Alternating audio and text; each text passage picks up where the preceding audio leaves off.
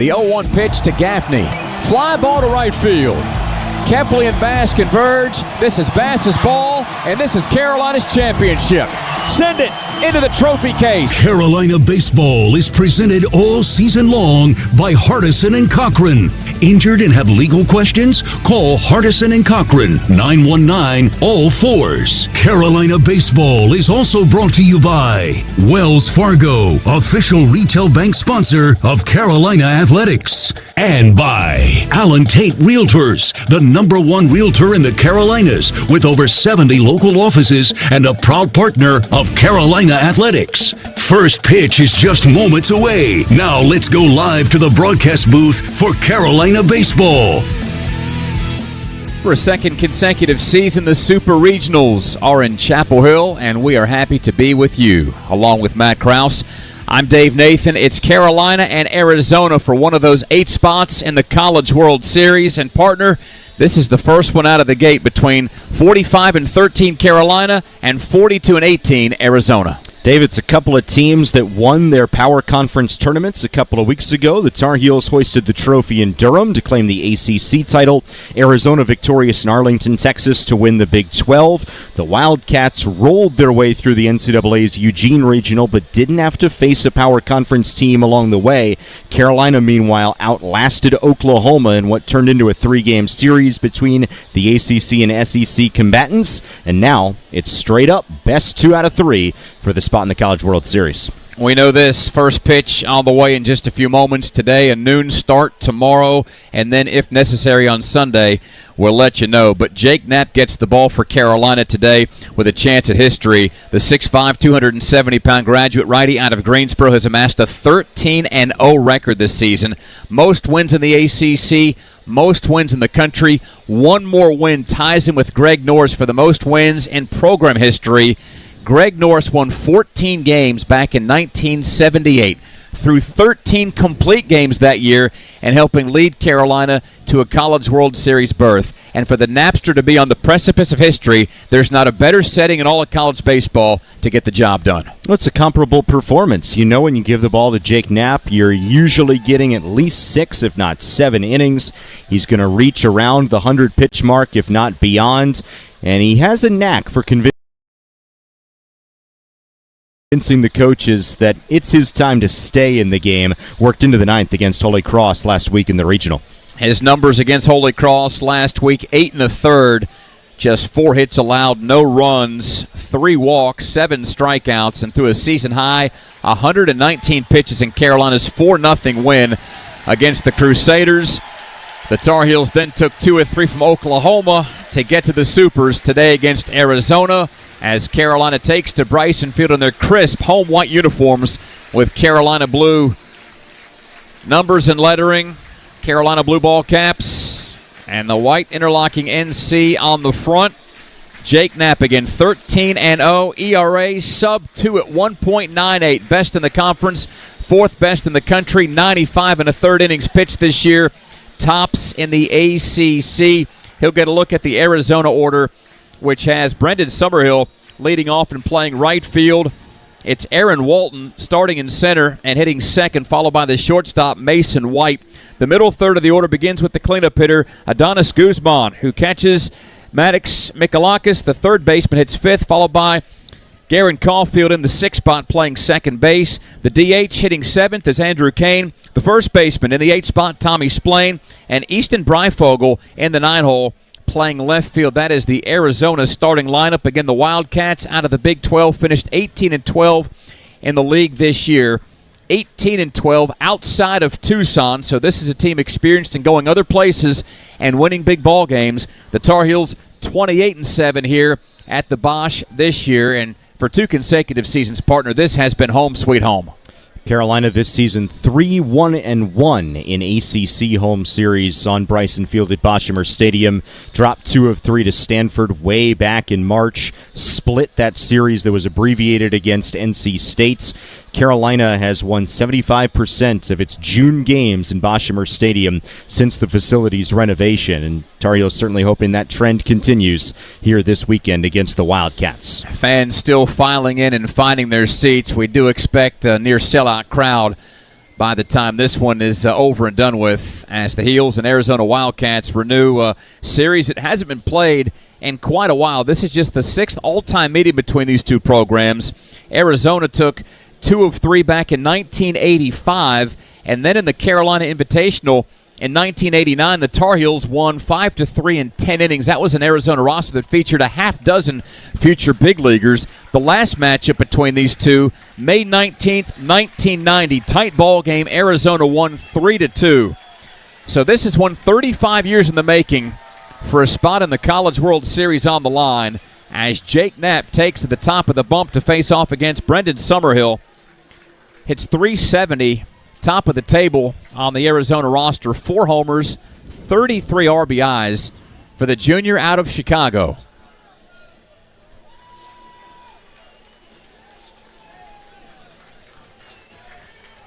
Home plate umpire John Brammer points to Knapp, and here we go. First pitch. Fastball outside of the lefty, and it's 1-0. Our official Rouge Jewelers first pitch time came your way at 12:06. Rouge Jewelers, trusted with life's moments. Second offering from Knapp to Summerhill. Ping foul, 94-mile-per-hour heater, ricochets back to the bump. Quickly a ball and a strike to the Arizona outfielder. Couple of fastballs to start things off for Knapp against Summerhill, who's perhaps the best pro prospect on this Arizona team, expected to be a first-round pick next month. Here's the 1-1 from Knapp. Ping foul again, a ball and 2 strikes to Summerhill. Just underway here in Chapel Hill. First Super Regional of the day, Carolina and Arizona, as the Heels defensively more or less play Summerhill straight up. The 1-2. Knapp went off speed, and a bouncing ball rolls over the Argyle strip behind the first baseline foul. Still a ball and 2 strikes to Summerhill, with Luke Stevenson behind the plate catching for Carolina. It's Hunter Stokely over at first base. The second baseman, Jackson Vanderbrake, a step back on the outfield grass in right center. Alex Madera left of second as the shortstop. At third base, Gavin Gallagher. The 1-2 pops outside. 2 balls and 2 strikes to Summerhill. Carter French in left field. The center fielder, Kane Kepley. Out and right, it's Tyson Bass. Wind blowing barely to left. The lights are on here in Chapel Hill. The 2-2. And that is right down Franklin Street. Fastball, got him looking. Strike 3. Summerhill goes down, and there's the first out of the ball game. There's a gutsy take by Summerhill on the 1-2 pitch that was just off the plate away. Knapp went right back to it. The heater at 95. Caught more of the plate, froze Summerhill. And Jake Knapp, unlike last week, gets the leadoff batter to begin his outing on a Friday afternoon. And that's no small feat. Summerhill has struck out just 20 times on the year. Knapp, meanwhile, rings up his 86th.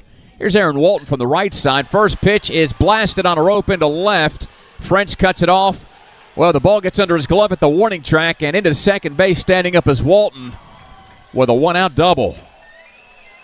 Well, after Knapp fired in all those fastballs against Summerhill, Walton, who is swinging the bat very, very well in this postseason, goes up hunting fastball, yanks it down into the corner and left.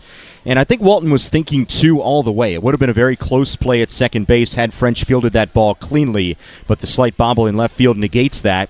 And now here's some traffic on the bases against Jake Knapp in the first inning, similar to the Boston College game where he was able to wiggle out of trouble a couple of weeks ago. Mason White at the dish from the left side. Knapp's first pitch, strike down the middle, and it's 0-1 of the .336 hitter. Leads Arizona with 19 homers and 70 RBIs. Walton, who just doubled, has racked up his 22nd two-bagger. Best on the team, second most in the Big 12. The 0-1 lingers outside. Knapp sticks with the heat. A ball and a strike to the Arizona shortstop with 1 down and no score. Wildcats have a runner at second. We're in the top of the first. First Super Regional of 2025. The 1-1. Knapp that time to the changeup. Wiggles outside and misses. 2 balls and a strike. It's good scouting by Arizona. Knapp was so fastball heavy in his last outing against Holy Cross. Walton, who just doubled, saw his pitch right away and tattooed it into left. The 2-1 just missed low and inside. 3 balls and a strike, and already this Carolina crowd is hanging on every single pitch. Infield shift on. It's Madera, Vanderbrake, and Stokely on the right side, anticipating the lefty White to pull. Only Gallagher on the dirt between second and third. The 3-1, that's foul tipped. Popped out of the glove of Stevenson. The count is full. Arizona gets here red hot. They've won 8 in a row. Last 2 games of the regular year. Swept through the Big 12 tournament. Swept through the NCAA regional. And the bats have gotten hot, but facing one of the country's best pitchers in Jake Knapp here today. The payoff pitch, and Knapp induces a one-hopper over to second base, easily fielded by Vanderbrake. The throw to first is in time. White, the second out of the inning. Walton advances second to third, and it's Adonis Guzman, the cleanup hitter, to the plate in the top of the first with no score between Carolina and Arizona. Now, the offensive storyline for Arizona is that they hit 15 home runs as a team in the Eugene Regional. But some notes on that. Number 1, small ballpark there in Oregon. Number 2, the wind was blowing out. Number 3, Arizona did not face a power conference opponent along the way. Make of that what you will. Here's Guzman from the right side. First pitch, that is hit on the ground past Stokely at first and into right field. It's a 2-out RBI single. Guzman drives in Walton, and the Wildcats lead the Tar Heels 1-0 in the first inning. Well, I think it's safe to say now the scouting report for Arizona and their offensive attack, and that is go up there and hunt the fastball on the first pitch. You're probably going to get one from Jake Knapp. Aaron Walton did. He doubled down the left field line. Even though White grounded out, he advanced the runner. And then Guzman, the Boston College transfer, who's familiar with Carolina and the ACC, gets Arizona on the scoreboard first. That's Guzman's second career hit against the Tar Heels. His first one came 2 years ago. First pitch to Michalakis, popped up into left center field. It's Kepley calling off French, and the center fielder makes the play. Out number 3. 1 run, 2 hits, no errors, 1 left stranded. Arizona claims the early lead in the top of the first.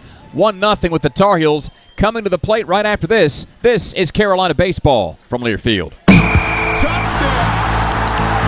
On game day, there's nothing like tailgating, touchdowns, and Twisted Tea Hard Iced Tea. Twisted Tea goes down smooth and tastes like real iced tea because it's made with real brewed tea. Cool, refreshing, and a 5% kick of alcohol. Twisted Tea Hard Iced Tea. Look for the bright yellow cans wherever you buy beer. Keep it twisted. Twisted Tea Brewing Company, Cincinnati, Ohio. Please drink responsibly. Hey Tar Heel fans, this is Dave Nathan, here to remind you that revenue generated from the sale of officially licensed Tar Heel merchandise directly supports both need and merit-based scholarships for Carolina students. Next time you're shopping for your favorite Tar Heel gear, make sure to look for the officially licensed collegiate product label before you buy. This ensures the product has been approved by the university. Be blue and true, buy licensed, fund scholarships, and go Heels.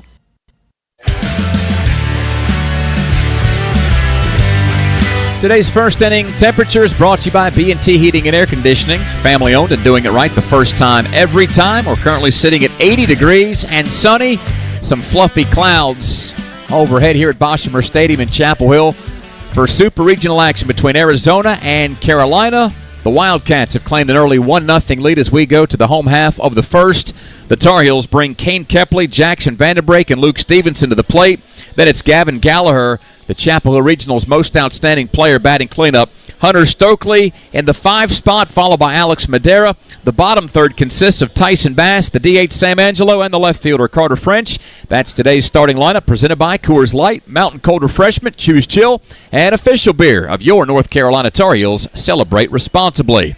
The Heels see Owen Kramkowski on the mound for Arizona. Kramkowski 6'3" and a slender 168 pounds. A sophomore righty out of Sahuarita, Arizona. He's racked up a 9-5 record this year. The ERA 4.73. Opponents hitting .289 off the Wildcat hurler.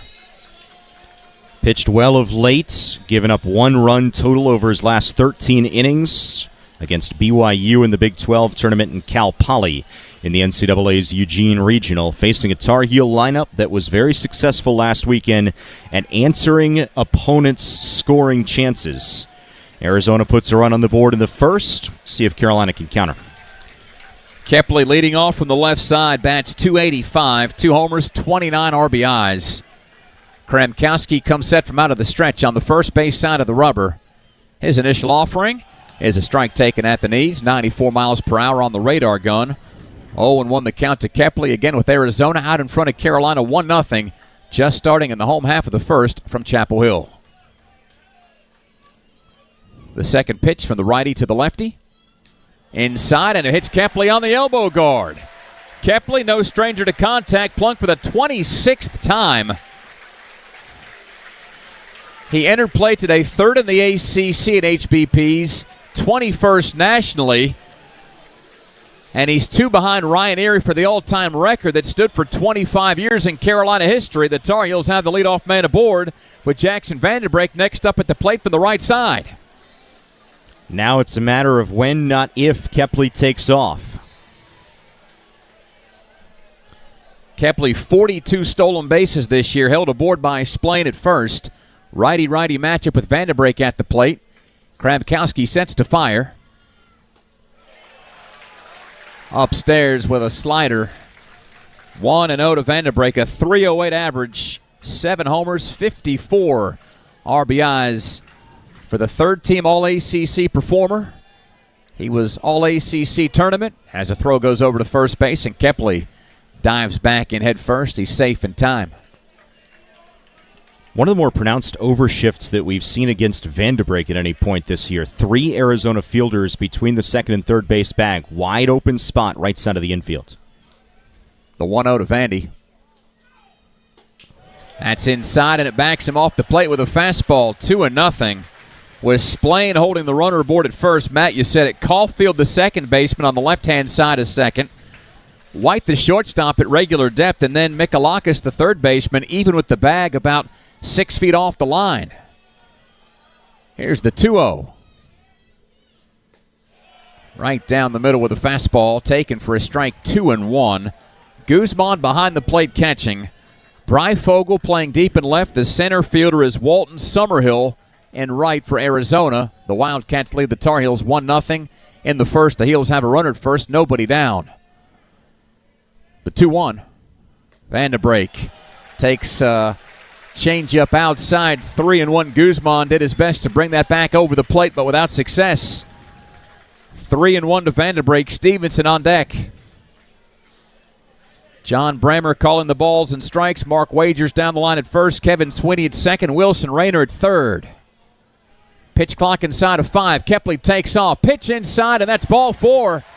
Krabkowski lost him on 5 pitches, and the Tar Heels have runners at first and second with nobody down, trailing Arizona 1-0. And if there's a player that's in this lineup that's due, it's Luke Stevenson, coming off a 1-for-15 regional where his only hit was a little squibber to the infield. And a very early visit by Arizona pitching coach Kevin Vance. We mentioned Adonis Guzman, a Boston College transfer. Vance, his previous coaching stop was at BC under Mike Gambino, second season at Arizona. And Krabkowski struggling with his command is a rarity. He is top 20 nationally in strikeout-to-walk ratio. Came in second in the Big 12, 18th nationally. Nearly 5.5 strikeouts per walk for Krabkowski this year. So to see him give away 2 free bases in the first 2 batters, perhaps a sign of some jitters for the sophomore right-hander who made just 3 appearances as a reliever as a freshman last year. That walk to Vanderbrake, just the 16th issued by Krabkowski this year. To put that in perspective, for those of you that have followed Carolina baseball all year, 16 walks is as many walks as Jake Knapp had allowed through 95 1/3 entering play today. So a unique start for Carolina against a guy in Krabkowski that's usually pretty stingy in offering up free bags. Kepley at second, Vanderbrake at first, Stevenson at the plate from the left side. Heels down 1-0. We're in the bottom of the first, nobody out. And here comes the first pitch from the Wildcat righty. Stevenson pulls that between first and second, down the line into right field. Coach Forbes waves in Kepley. We're tied at 1. Vanderbrake goes first to third. Stevenson's got the RBI single, and the Tar Heels are on the board. Just the second hit of the NCAA postseason for Luke Stevenson. Krabkowski threw him a first pitch breaking ball. And Stevenson put a good swing on it down the line in right. Tar Heels have their answer to Arizona's run in the top of the first, and still threatening with men at the corners, nobody out. 54th RBI for Stevenson. Gallagher next up, who was unconscious last week here in Chapel Hill. 13 for 18 at the plate. 7 runs scored, 10 driven in, 3 doubles, 3 homers, and a triple.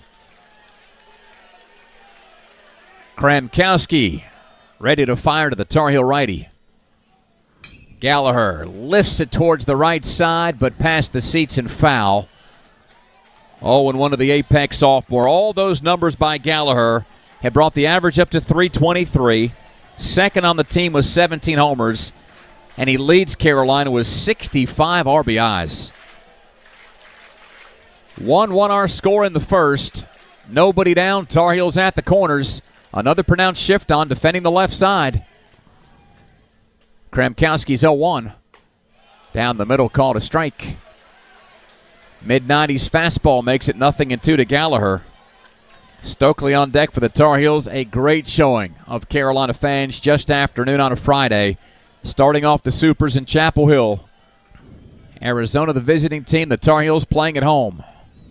The 0-2. Gallagher, slow grounder, beats the shift right side.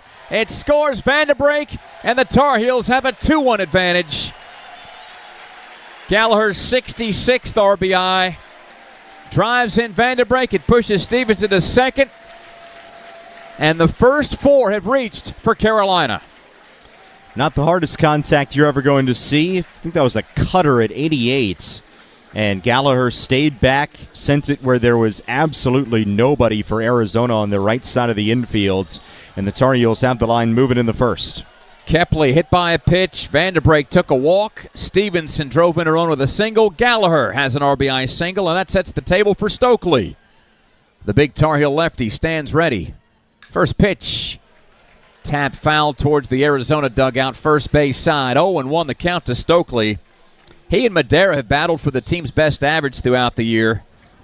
Stokely currently sits at .320, which is third best on the roster. Leads the Heels with 73 hits.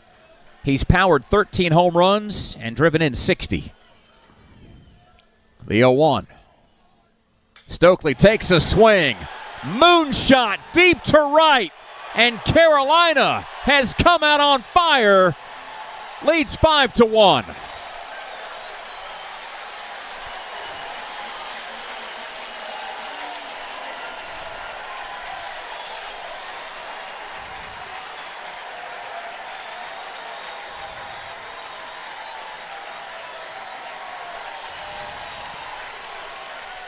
Hunter Stokely rounds the bases, the proud owner of his 14th home run. RBIs 61, 62, and 63.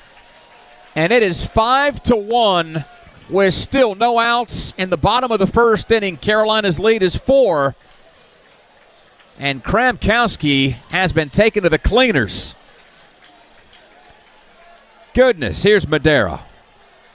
1 run total over his last 13 innings. Very different story here today. First pitch outside of the lefty shortstop, 1-0. Now it's interesting. You're right. He'd allowed 1 run his last 2 starts, but his prior 2 starts against Utah and Houston saw him give up 13 runs, 11 of which were earned. It's a 5-1 Heels spread in the first. The 1-0 to Madera. Inside, 2-0, and already a tight strike zone for John Brammer. Not a name we've seen a lot throughout the ACC journey this year. But these 2 pitchers had better get used to the tight window as Madera awaits the 2-0 from the left-handed batter's box. It's on the way. And it's a strike at the belt. Outside corner, 2-1. Madera leads Carolina with a .333 average. Couple of long balls, 36 driven in. Stokely just cleared the bases with a 3-run homer with no outs to make it a 5-1 Heels lead. Next pitch to Madera. That is scalded off the top of the rail in front of the Heels dugout. Fouled 2-2, and already some fresh baseballs brought out to our home plate umpire. John Brammer, a 2-pocket guy as those balls disappear into either side of his hip. And already activity in the Arizona bullpen. Right-hander Michael Hilker Jr., who is a junior, transfer from Wisconsin Whitewater, up and throwing. 2-2. Madera got a piece of it. Tips that 95-mile-per-hour pitch foul. Still 2 balls and 2 strikes to Madera. The first 5 have all scored for Carolina. 5-1 in the bottom of the first. Nobody on, nobody out. The 2-2 inside underneath Madera's arm, and it's a 3-ball, 2-strike count to the veteran out of Delran, New Jersey. Madera coming off of 5 for 14. Chapel Hill Regional, 2 runs scored, 4 driven in. The all-important payoff pitch from the righty to the lefty. Madera swings and drives a fly ball to left. Breyfogle tracks back, carries to the warning track, but a long out. And the first out recorded by Arizona in the field. Madera heads back to the dugout, and Tyson Bass moves from the on-deck circle to the right-handed batter's box with our score. Heels 5, Wildcats 1. And even that out forced Kremkowski to throw 6 pitches there. That pitch count already at 19, and he's recorded just a single out here in the first. Bass, a .294 hitter, 10 homers, 44 driven in. Takes a swing and pelts the first pitch between third and short. Batting practice hasn't ended for Carolina. The Tar Heels continue to get their swings in. Tyson Bass with a 1-out single to left. And we'll continue with the DH Sam Angelo, the 8th to the plate this inning for the Tar Heels, who hold a 5-1 advantage on Arizona. Both teams going up and being aggressive early on in at-bats. Bass gets himself aboard, and now Sam Angelo, who had himself a regional to remember, stands in. That he did. Homered twice in the first matchup with OU. He's a lefty. The pitch from Kremkowski. Taken on the extreme outside corner for a strike as the fastball registers. 0-1 to slamming Sammy Angelo. Just a .242 hitter. Those 2 homers last weekend give him 4 on the year, 17 RBIs for the first-year Tar Heel out of Toms River, New Jersey. The 0-1. Angelo swings, foul tips it to Guzman. Snap throw down to first, and a close call as Bass slides in under the tag of Splain, who put his hands up to his head. He wants a review, and I think he might get one. Guzman knew exactly what he wanted to do as he got the throw down to first in the nick of time. But did Splain get the tag down on Bass? We'll find out as we go to review early. 5-1 Carolina. In the first, there's 1 down. If things stay put, there's still a runner at first. And the count to Angelo is 0-2. But if things are overturned, Matt, all of a sudden it's 2 outs, and the Wildcats potentially a pitch away from getting out of what's been a dreadful bottom of the first for the folks from Tucson. Yeah, Arizona using one of their precious reviews here very early. Obviously, if this goes their way, and they're showing the replay on the big board. Let's see, this is going to be the angle that's going to show it. It's close. If this goes Arizona's way, then all of a sudden they've got 2 outs, bases empty, and a strike away from getting out of this nightmare first inning. It also gives Kremkowski the opportunity to kind of settle down, take a deep breath, because we talked about his propensity to throw strikes and limit his walks, but the way in which he came out, hit Kepley, and then issued the walk to Vandenbrake, it was pretty clear that there were some jitters going on there with Kremkowski, and he was not comfortable out there on the mound early on, even with some run support with Arizona scoring in the first. Prolonged review in the bottom of the first. Carolina 5, Arizona 1. It's the day's first Super Regional. Other action to come a little bit later on at 3 o'clock between Miami and Louisville. The ACC, we know, is guaranteed 1 spot, and Omaha could have as many as 5. Yeah, Miami. 4. As many as 4. Miami and Louisville playing each other. It is kind of wild to me that those were the 9 and 10 seeds in the ACC tournament. They were both done in Durham by 9:30 p.m. on Tuesday night, and yet one of them will go to Omaha. Florida State opens their Super Regional at Oregon State tonight at 6. Also, Duke and Murray State tomorrow. Here comes the announcement from the umpire.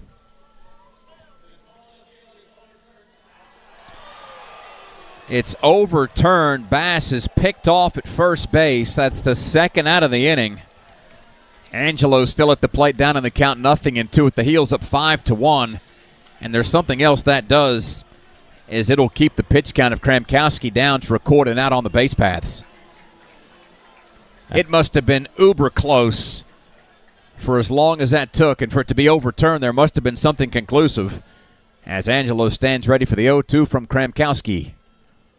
Swinging a line drive into center field. It's caught on the run by Walton, and the inning is over. But even on the outs, the Tar Heels seeing the ball and hitting the ball well. 8 to the plate, 5 come in to score on 4 runs. No errors and nobody left. The Tar Heels have a 4-run cushion after an inning of play. 5-1 Diamond Heels on the way to the second. That was absolutely Carolina baseball from Learfield. At Reed's Jewelers, we know that the rules of engagement were made to be broken. So don't settle for the first ring you see in the case. When you put a ring on it, make the moment your own with something that's just as unique as your love. Whether you're going big, keeping it subtle, or finding a happy medium, we're here to help you say I do with a one-of-a-kind design. Because doing things your way is what makes them mean everything. Reed's Jewelers, an official partner of Tar Heel Sports. Visit your local Reed's Jewelers in-store or online at reeds.com to chat with an expert. Quality, affordable, dependable. The characteristics that have built the foundation for B&T Heating and Air Conditioning since opening its doors in 1988. B&T Heating and Air Conditioning is proud to serve communities across the Raleigh-Durham area from right here in Chapel Hill to anywhere in between. To schedule your heating, whole house generator, or electrical service or tune-up, visit their website at bntheatingandair.com. B&T Heating and Air Conditioning, generators and electrical. Family owned and doing it right the first time, every time. Carolina home runs are presented by Lowe's Foods, supporting home plate since 1954. Visit your local Lowe's Foods to find a different type of grocery store worthy of their Carolina roots. Already one long bomb today. That came courtesy of Hunter Stokely. That's helped give the Tar Heels a 5-1 lead after an inning of play. The dinger, the 81st on the season for the Tar Heels, 5th most in the ACC and top 50 nationally entering play. And this is for a team that had a lot of question marks back in February, March about whether or not they could hit the long ball, Matt. And some of those question marks have lingered in terms of national storylines into the postseason. Folks that may be just zeroing in on college baseball that didn't watch throughout the regular year. You understand, okay, it's a different North Carolina team, but the Heels have been opportunistic with their power throughout the year. First pitch to start the second. It's a strike to Garen Caulfield. Second baseman down in the count, 0-1. Bats .258 in the senior season.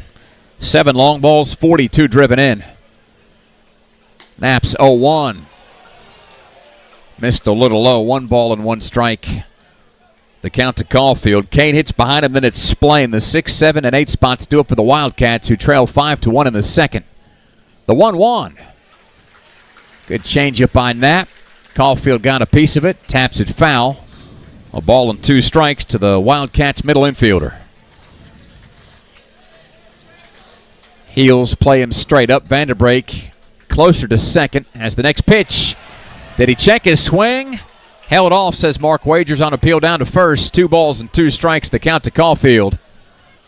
Wind has slowed. Fluffy clouds still remain. Big pockets of blue overhead. The 2-2 from Knapp. Off the top of the glove of Stevenson, 3 balls and 2 strikes to Caulfield. Just as important as Carolina's answer in the first inning to Arizona, putting a 0 on the board here in the second. Next pitch, hopped over to first base. Stokely goes to a knee, collects, runs over to first. Caulfield out 3 unassisted for the first out in the second inning. Brings Kane to the plate. The base is clear. And the Heels up 5-1. That 5 spot, by the way, the Heels' biggest first inning since putting 6 up on the board in the first matchup against Oklahoma. The Tar Heels won that game 11-5 and have not lost a game this year when scoring at least 5 runs in a single inning. First pitch to Kane. There's a hot shot past short. Madera dives, but it gets under his glove, and it bounces into left field. A 1-out single for Andrew Kane. Third base hit of the game for Arizona. They've all come on the first pitch from Jake Knapp as the Wildcats' bats have gone to work early here, but still trail 5-1. Kane, one of the lighter hitters in this Arizona lineup, was batting just .235 prior to that knock. That brings Splain to the plate. He's a .289 hitter. Homered 4 times this year, 23 RBIs. Kane leads off with first. Stokely holds the runner. Knapp's first pitch neatly drops in for a strike. And Knapp went off speed right there. We wondered between innings, what's Carolina's response if the Wildcats are sitting fastball early? He drops in that 81-mile-an-hour pitch right there for a strike. Gets ahead on Splain. The 0-1. Goes back to the fastball, runs it over the inner half, and it's taken for strike 2. No balls and 2 strikes to Splain. With 1 out and 1 on, the Wildcats hit in the top of the second, down 5-1 to Carolina. The 0-2. Knapp continued to eat away, but just missed inside to make it 1-2. Kane over at first base. Hasn't attempted a steal all year. This is not an Arizona team known for swiping bases. The 1-2. Down and away, 2 balls and 2 strikes. The Wildcats just 48 steals this year. 11th in the Big 12, 220th in the country. Oklahoma like to run all over the place. This is a very different look for Carolina to face. As the 2-2 comes and drops downstairs, 3-2. Splain has worked it full. Breyfogle on deck. After Caulfield grounded out to begin the inning, Kane singled. The Tar Heels up 5-1. Splain to see the all-important payoff pitch and an all-righty affair. Hit hard between short and third. The line drive is good for a single. Kane goes first to second, and the Wildcats have 2 aboard with 1 down, and the 9-spot Breyfogle next up at the plate. Masterful at bat there from Tommy Splain, who was 7 for 12 in the regional last week. He prolongs his hit streak to 6 games with that single. He did not chase Jake Knapp's slider a couple of times there. It was down and away. Splain kept the bat on his shoulder. He's got himself into a full count situation. Forced Knapp to throw a fastball at 94. Splain was ready for it, and it's back-to-back hits for Arizona. Breyfogle at the plate from the left side. Takes a changeup in tight. Ball and no strikes to the 244 hitter. He's gone yard 5 times this year while driving in 29. Kane at second, Splain at first. The 1-0 drifts outside. It's a 2-0 count. Arizona scored first. Led 1-0 after the top of the first. The Tar Heels put up a 5 spot in the bottom of the first. It's 5-1 in the top of the second. Knapp has the sign from Stevenson. Pitch clock trickles inside of 5 seconds. The pitch. Elevated fastball. Breyfogle can't touch it. 2-1 to the left fielder. Breyfogle got himself into a hitter's count. Knapp just blew it by him. Knapp working from the stretch. Checks to second before the pitch. And that's pulled into right field. A soft single fielded by Bass. Long throw back to the plate. Keeps Kane from scoring, but Arizona has loaded the bases on 3 consecutive singles. That's 5 hits allowed by Knapp. His season high is 6, and you have to go all the way back to the Stony Brook series near the top of the schedule to find a game where Knapp has been hit this hard. Again, the Tar Heels lead by 4 runs, but the Wildcats threaten with the bases loaded and 1 down in the second. Here comes Coach Gaines out of the dugout with Summerhill next up, who took a backwards K to begin the game. Now, Dave, the question in the college baseball world all week about Arizona was the offensive explosion in the Eugene Regional against teams like Utah Valley and Cal Poly for real, or was it fool's gold, a mirage against mid-major competition, albeit mid-major conference champions? And I think we're answering the question. Arizona's bats have been hot. They have capitalized on Jake Knapp early on, and Carolina has sent some bodies down to the bullpen, and it's a whole slew of options for Scott Forbes and company with Bryant Gaines visiting the mound right now. McDuffie and Lynch are down there. Also down there, Aiden Houck. And Scott Forbes said yesterday Houck would be available out of the bullpen today, and they'd figure out the plan for a potential Game 3 if they get there. Knapp has been good for at least 5 innings in his last 13 starts. 13-0 this year, 1 win shy of tying the all-time mark in Carolina history. He's got to get out of a jam here as the mound meeting is over. First pitch to Summerhill. Left it low, and it's 1-0 to the lefty. Kane at third, Splain at second, Breyfogle at first. All three Wildcats have singled. The Tar Heels hold a 5-1 lead in the top of 2. Double play ball ends the inning and will give the Tar Heels a big shot of momentum. The 1-0. Summerhill takes downstairs, ahead in the count 2-0. Uncharacteristic lack of first pitch strikes from Knapp. And when he's throwing first pitch strikes, Arizona's hunting it and hitting it. All three runners take their respective leads. The 2-0 slapped in the sky left side. It's down over the seats and out of play. 2-1 the count to Summerhill. Grew up in the Midwest, said he wanted to go out west to play his college baseball, has found a home in Tucson. Wildcats got through Eugene last week. They're in Chapel Hill today and tomorrow. We know that much. The 2-1. Knapp, fastball, grounded over to short. Madera flips to Vanderbrake for 1, throw down to first. That's 2, 6-4-3. Carolina gets off the field and gets out of the jam and still holds the 5-1 lead heading into the bottom half of the second inning.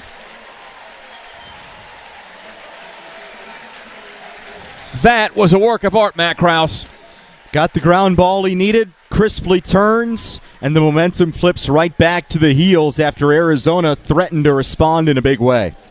I don't know if Knapp has gotten out of a jam like that since he walked the bases loaded against Wake Forest. But the Tar Heels used defense to navigate their way through what could have been a prickly top half of the second. The Wildcats go no runs, 3 hits, no errors, and 2 left stranded. The Tar Heels turn their 35th double play of the season and keep this game 5-1. The Heels still lead by 4 over Arizona, and Carolina's back to the plate when we come back from Learfield. When you're high, you feel different. You think different, you talk different, you draw different, you listen to music different, but you probably knew that. Problem is, you also drive different, and not in a good way. That's why driving high is illegal everywhere. So if you're high, just don't drive. Make a plan to get a sober ride. Because if you feel different, you drive different. Brought to you by NHTSA and the Ad Council. Are you prepared for an emergency or disaster? Because it's not a matter of if, but when.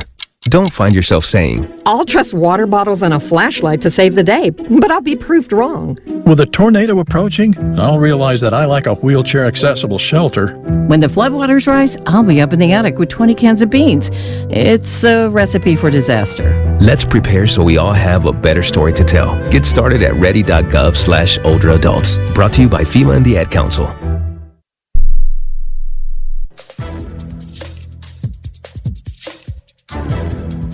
This copyrighted broadcast is an exclusive presentation of Learfield under the broadcast rights granted by the University of North Carolina. Reuse of this presentation is prohibited without the expressed written consent of the University of North Carolina and Learfield. Carolina at the plate in the bottom half of the second, leading Arizona 5-1. Kramkowski's first pitch high and away from the lefty Carter French, who leads off. Kepley and Vanderbrake to follow. The second offering from the right-handed pitcher to the left-handed hitter. Bounce foul towards the Wildcats.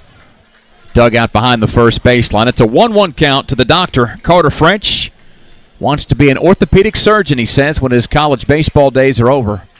256 hitter. Only Tar Heel without a home run. 12 RBIs.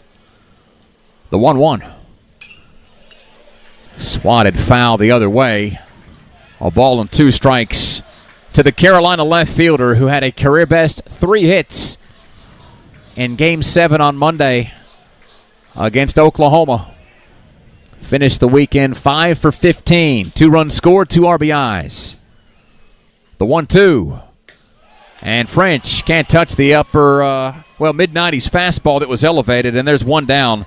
Kramkowski with his first strikeout, his 83rd on the season, and that turns the Tar Heel lineup over to Kane Kepley, who started that 5-run parade back in the first, hit by a pitch. Still 5-1 Carolina in the bottom of the second. It's the bottom of the second, but I feel like this game has already had 3 or 4 massive momentum swings. Arizona striking for a run in the first. Carolina answers back with 5. Arizona gets the pickoff to get out of the inning. Kepley puts a bunt down, but it trickles foul about 20 feet up the third baseline. 0-1 to Kepley. He gets on base by any means necessary. Well, you can't steal second if you don't get on first. I think there's 23 ways to reach first safely. I think I heard some point. I could never figure out one of them. The 0-1. Kepley swings and drives a shot into right center field. Diving attempt by Walton's no good. That ball is to the wall. Kepley's around second base, digging hard for third and then standing up. If it's a triple, it's his 7th on the season. One shy of the all-time single-season mark in Carolina baseball history. And the Tar Heels 90 feet away from tacking on another run with one down in the second. That is indeed a three-bagger. Vanderbreak next up, and if you're Walton, clearly you want to make that play. But sometimes you've got to use some discretion, understanding what a guy like Kepley can do, wheeling around the base paths. You know that if that ball gets by you, it's 3 bases with the speed of Kane Kepley, yet Walton dove for it. Perhaps some desperation with his team down 4, trying to make a highlight reel catch, wound up costing him. Infield comes in with Vanderbreak at the plate. First pitch fastball, rests high, 1 ball and no strikes to Vanderbreak. Took a walk and scored back in the first. We are in the second. 5-1, Carolina leads Arizona. Kepley at third with 1 down. The shift is on with Caulfield, White, and Michalakis between second and third. The 1-0. Outside, 2 balls and no strikes. For those of you here in the ballpark, you can see clear as day Guzman and Stevenson are as good at framing pitches as any 2 catchers in the country. If you're not here, I don't know if any one of these frame jobs has actually worked and fooled John Brammer, the home plate umpire. The 2-0. Vanderbreak lifts it foul to our right. 2-1. Guzman began his college career again at Boston College as a top 50 national prospect. Stevenson expected to finish his Carolina career this year and go on to be a first-round pick. Here's the 2-1 and an all-righty showdown. Again outside, not by much. 3-1 the count to Vanderbreak. French led off the inning with a strikeout. Kepley tripled past the center fielder Aaron Walton. Stevenson on deck. 5-1. Carolina has the upper hand on Arizona in the bottom of the second. The 3-1. Inside, ball 4. And Vanderbreak draws a second walk from Kramkowski, who's tied his season and career high for free passes after just an inning and a third. Matt, he never walked more than 2 this year. He's never walked more than 2 in his career. And there's still plenty of ball game left. Walks 16 and 17 on the season issued to Vanderbreak. That's a high-risk, high-reward outcome for Arizona. On one hand, if you're the Wildcats, you're a ground ball away now from getting out of the inning. On the other hand, you've got Luke Stevenson, where if you make a mistake, ball's going to go over the fence, and 3 runs is more than 2. Stevenson already 1 for 1 today with an RBI single and a run scored. It's 5-1. Carolina leads in the second. 2 on, 1 out. And the pitch to the Carolina lefty. Outside. A ball and no strikes to Stevenson. And how about the double play ball in the top half of the second, getting Carolina off the field when the Wildcats had the bases loaded with just 1 down. It was just the 26th double play that Arizona has hit into all season. In 61 games now. The 1-0 pitch from Kramkowski. Stevenson turns and belts a line drive over the right center field fence. And goodbye, Mr. Baseball. 8-1. Carolina leads. I think it's safe to say the drought is history for Cool Hand Luke.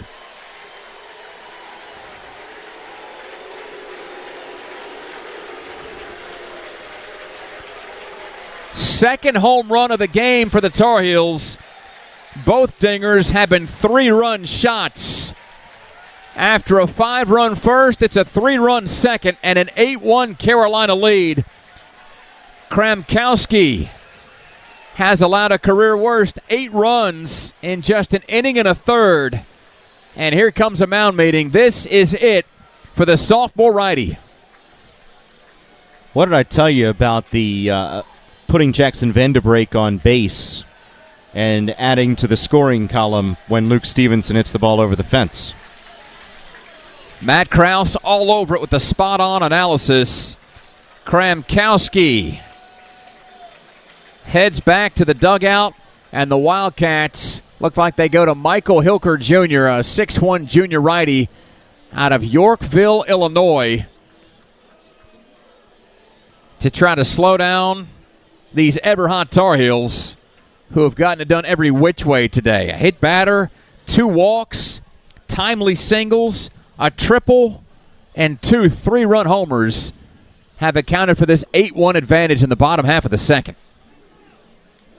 Hilker Jr., the new hurler for Arizona, transfer from Wisconsin Whitewater. He is a junior, standing 6'1", 184 pounds, originally from Yorkville, Illinois. This is appearance number 13, has made 2 starts this year. 2-1 record, a 6.97 ERA with a save. 20 2/3 innings, 22 hits, 16 runs, 16 earned.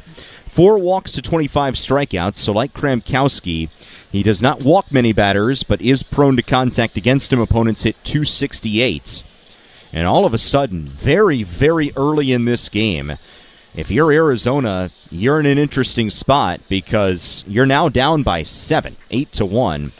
And are the Wildcats going to throw their top-end arms the rest of the way? If they don't make it any closer offensively, the answer is probably no, because you know your only path forward at that juncture is to sweep 2 games the next 2 days, where you're going to have to pull out wins in games that could be a lot closer potentially. So Carolina's got the opportunity for an offensive feast here this afternoon if this game continues on. Now, the flip side of the coin is that Arizona has seen Jake Knapp better than perhaps any opponent has in certainly his recent starts. 8-1, Carolina leads Arizona in the second. Kramkowski run after just an inning and a third, and this is a guy who was Big 12 honorable mention, had been good for at least 5 innings in 9 out of his last 10 starts. Hasn't been treated like this in a long, long time.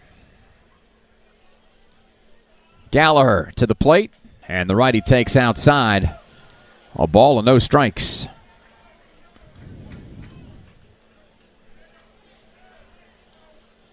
Arizona defensively shifts about as much as any team Carolina's faced. The 1-0. Off-speed pitch, sits at the knees, called a strike, 1-1. Matt, it feels like every hitter, there's 3 guys on one side of second base or 3 guys on the other side. Right now there's 3 guys on the left side of the infield and the first baseman Splain playing well off the line. The 1-1. Fastball drifts wide to the righty. 2 balls and a strike. The count to Gallagher, who's 1 for 1 with an RBI single and a run scored. And Splain playing off the line. Remember, Gallagher beat the shift last time up, so Arizona has adjusted their shift in this next at-bat. The 2-1. Gallagher foul tips it to the screen. 2 balls and 2 strikes to the Heels third baseman. Base is clear, 1 down. Bottom of 2. Heels 8, Wildcats 1. Game 1 of the Chapel Hill Super Regional. Best out of 3 series winner to Omaha and the College World Series. Next pitch, Gallagher drives that into the gap in left center. Walton dives, and this time he does come up aces with a huge catch, robbing Gallagher of an extra base hit. That's another hard look out for Carolina at the plate. Gallagher gives it a second look out there to make sure that ball was indeed caught. I can assure you it was. And that's one you might see later tonight on a highlight reel. That's a play that feels like it would be a lot larger if this game was closer, but an incredible job by Walton to range over to his right, tumble down, do a flip, and deny extra bases from Gallagher. 2 outs in the second. Stokely looks at a changeup high from Hilker. A ball and no strikes to the big cat out of Wilson, who put some distance between the Heels and Wildcats back in the first with a 3-run homer to right. The 1-0. Fastball down and in. It's a 2-0 count to Stokely. He was 3 for 14 in the regionals. 3 runs scored, 5 RBIs, doubled in that Game 7 matchup against OU. The 2-0. Stokely, another good piece of contact and a long fly ball. This is to almost straightaway center field, and Walton may have robbed Stokely of a second home run right up against the wall. Well, Walton sold out to try to catch Kepley's triple. That didn't work. But what did work, back-to-back fly balls from Gallagher and Stokely are robbed in left center and just right of center to end the inning. I don't know if that calms the nerves of all of Arizona, but I do know this. We go to the third with the Tar Heels up on the Wildcats 8-1 from Learfield.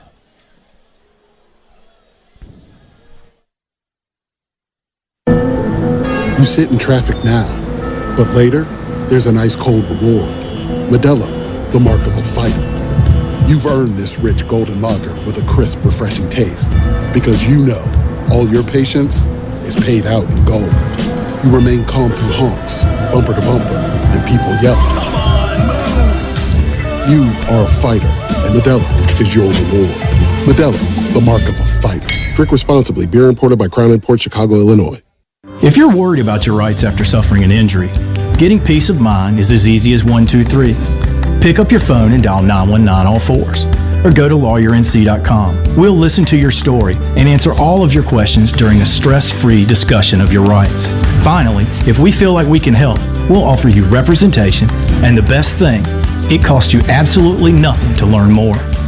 We're ready for your call. Hardison and Cochran, North Carolina personal injury attorneys, 919 all fours.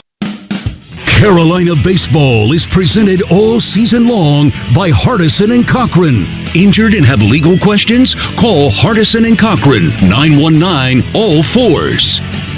If you're looking to refresh your Carolina gear, I've got just the place for you. It's the new Tar Heel Team Store located at 120 East Franklin Street. Mention the code Carolina Baseball and receive 10% off your purchase. Exclusions apply.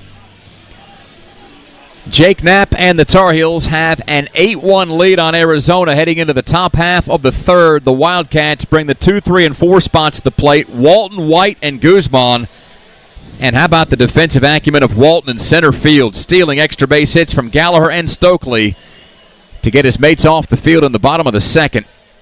He leads off the third from the right side, shows bunt, pulls it back, and takes a changeup for a strikeout. The letters. 0-1 to Walton, who's gotten it done at the plate as well. Doubled and scored Arizona's only run back in the first.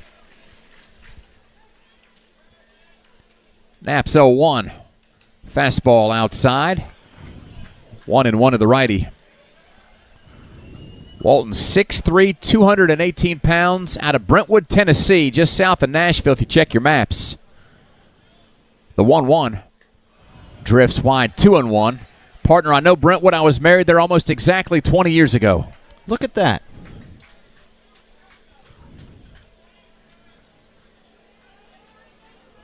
Knapp shakes off the first sign. Has something better that he likes here.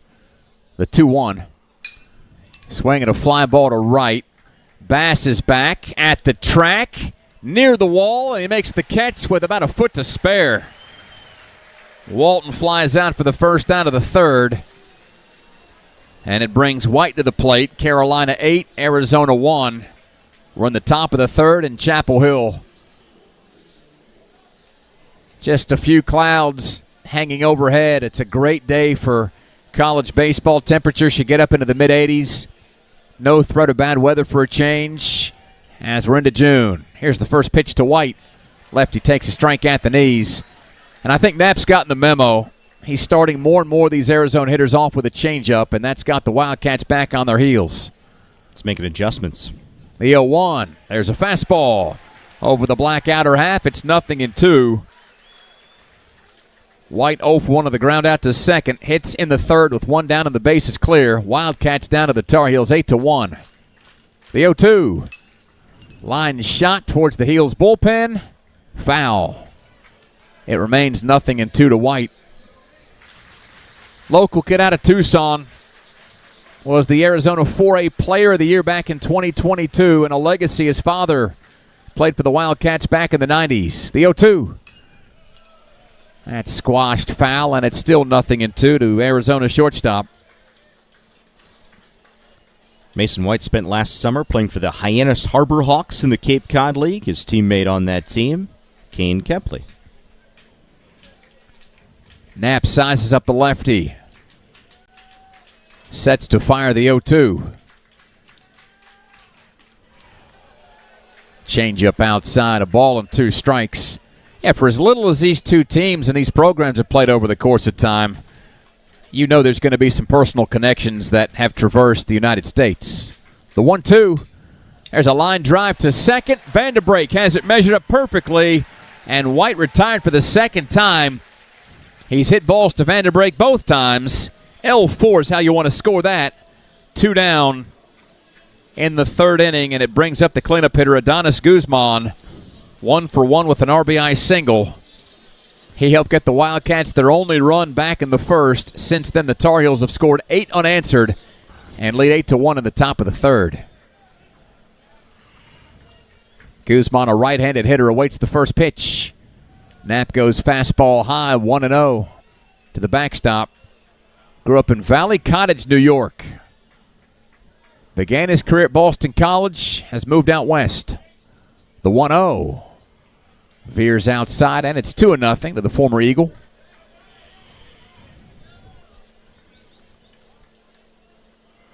Stokely well off the line at first base. Vanderbrake almost behind the bag at second. A step back on the outfield grass. The left side of the infield at regular depth. Knapp nods in approval of the sign. The 2-0. Beats him with a fastball. 2 balls and a strike, the count to Guzman. Knapp not afraid to go to the heater there, even down in the count. 2-0. Next offering from Knapp to Guzman. Flied foul right side. 2 balls and 2 strikes to Guzman with 2 down and nobody on in the top of the 3rd. It's the Heels 8 and the Wildcats 1. First game of the Supers in Chapel Hill. The 2-2. Knapp went off speed, and Guzman drives it into center for a 2-out single. He's 2 for 2. And that is 6 hits allowed by Knapp through 2 1/3. That ties Knapp's season high. He's not allowed as many as 8 hits since his junior college days at Walters State back in 2021. As the kids say, partner, it's been a minute. It has been a minute. And Arizona seeing him well. That was a breaking ball that Guzman let get deep, poked it straight back up the middle. Good news, though, for the Heels that there are 2 outs. Mikalakis next up from the left side. Looks at a changeup out of the zone, 1-0. Seats continuing to fill up around Boshamer Stadium. We're in the 3rd. Arizona at the plate. A runner at first. Heels up 8-1. The 1-0. Barely outside on the take. It's 2-0 to the Arizona third baseman who flied out to Kepley to end the 1st.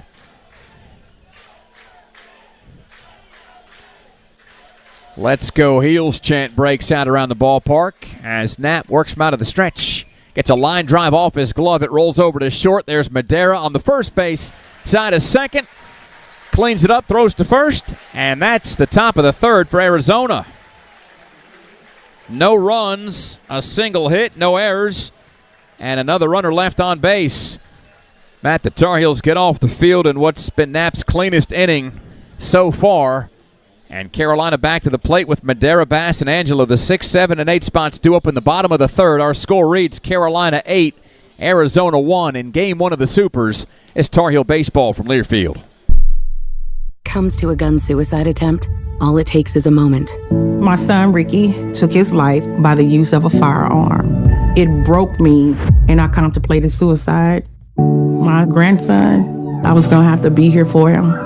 I still own my firearm. I keep it in a safe because I want to keep my grandson and myself safe. Store your guns, locked, unloaded, and away from ammo. Hear more safe stories at endfamilyfire.org. Brought to you by Brady and the Ad Council. This message is for Shauna, my mom who just finished her high school diploma. I wanted to say I'm so proud of you for finishing school. You told me it's never too late to achieve your dreams. I hope to make you as proud as you have made me. When you graduate, they graduate. Finish your high school diploma for you and for them. Visit finishyourdiploma.org to find free and supportive adult education centers near you. Brought to you by the Dollar General Literacy Foundation and the Ad Council.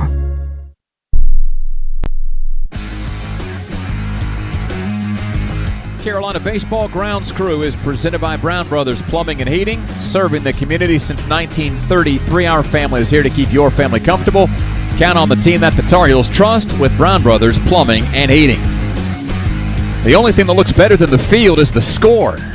Carolina 8, Arizona 1. In the field, as they say, it is real and it is spectacular downstairs for Carolina baseball on a Friday afternoon. The Tar Heels got after Arizona starter Owen Kramkowski, who lasted just an inning and a third, gave up a season-high 8 runs, all earned, walked 2, and was run as Michael Hilker's come out of the pen. And he tries to see the Wildcats into the middle innings as Madera takes a changeup high for a ball, and it's 1-0 to the Heels leadoff man in the bottom of 3. You don't want to count your chickens before they hatch, but if that was Kramkowski's final start of the year, how about bookending his season against a couple ACC teams? 1-0, popped up a mile high into shallow left center field. Walton, the center fielder, makes easy work of that. That's 3 consecutive flyouts to center. He stole a double from Gallagher, maybe a homer from Stokely. That's your garden variety F8 for the first out in the third. But to finish the one on Kramkowski, started his year at Globe Life Field in Arlington, Texas against Clemson. Was tagged for 7 runs in 2/3 of an inning. Perhaps closes his year against Carolina, giving up 8 in an inning and a third. That's 15 runs in 2 total innings against a couple of ACC teams. First pitch to Bass, swing and a miss, 0-1. And those were the 2 teams that played for an ACC title a couple of weeks ago in Durham. The Tar Heels got the better of the Tigers, 14-4. The 0-1 to Bass. Fastball, clipped the outer half. 0-2 to the Tar Heels right fielder, who singled back in the first but was picked off on a snap throw from Guzman. We're in the bottom of the third with 1 down, nobody on, 8-1 Carolina. The 0-2. That's too tall. A ball and 2 strikes. The Carolina right-handed hitter. It's a totally rebuilt Carolina outfield from a season ago with D'Onofrio and Honeycutt and Casey Cook all moving on to pro baseball. The 1-2. Bass took a swing and a miss. Strike 3. First strikeout for Hilker. Second out of the inning. And here comes Sam Angelo, 0 for 1 of the fly out to center. 8-1 Heels in the bottom of 3. Wind is picked up a little bit, gusting towards left. Angelo, a left-handed hitter. Powered 2 home runs out of this ballpark on Saturday against the Sooners. First pitch. Wouldn't say that was moving at light speed. 75 miles per hour for a ball high, 1-0. Hilker from out of the stretch, middle of the mound, the pitch. 90-mile-per-hour fastball, scalded foul by Angelo. 1 ball and 1 strike. And Hilker's not had command of that 12-6 curveball. He threw it for ball 1 to Madera, threw it for ball 1 to Angelo. Second baseman Caulfield, about 15 feet back on the right center field grass. Pronounced shift for the Wildcats as Angelo takes a swing and a miss on another off-speed delivery from Hilker and falls behind 1-2. Seen the full arsenal there from Hilker.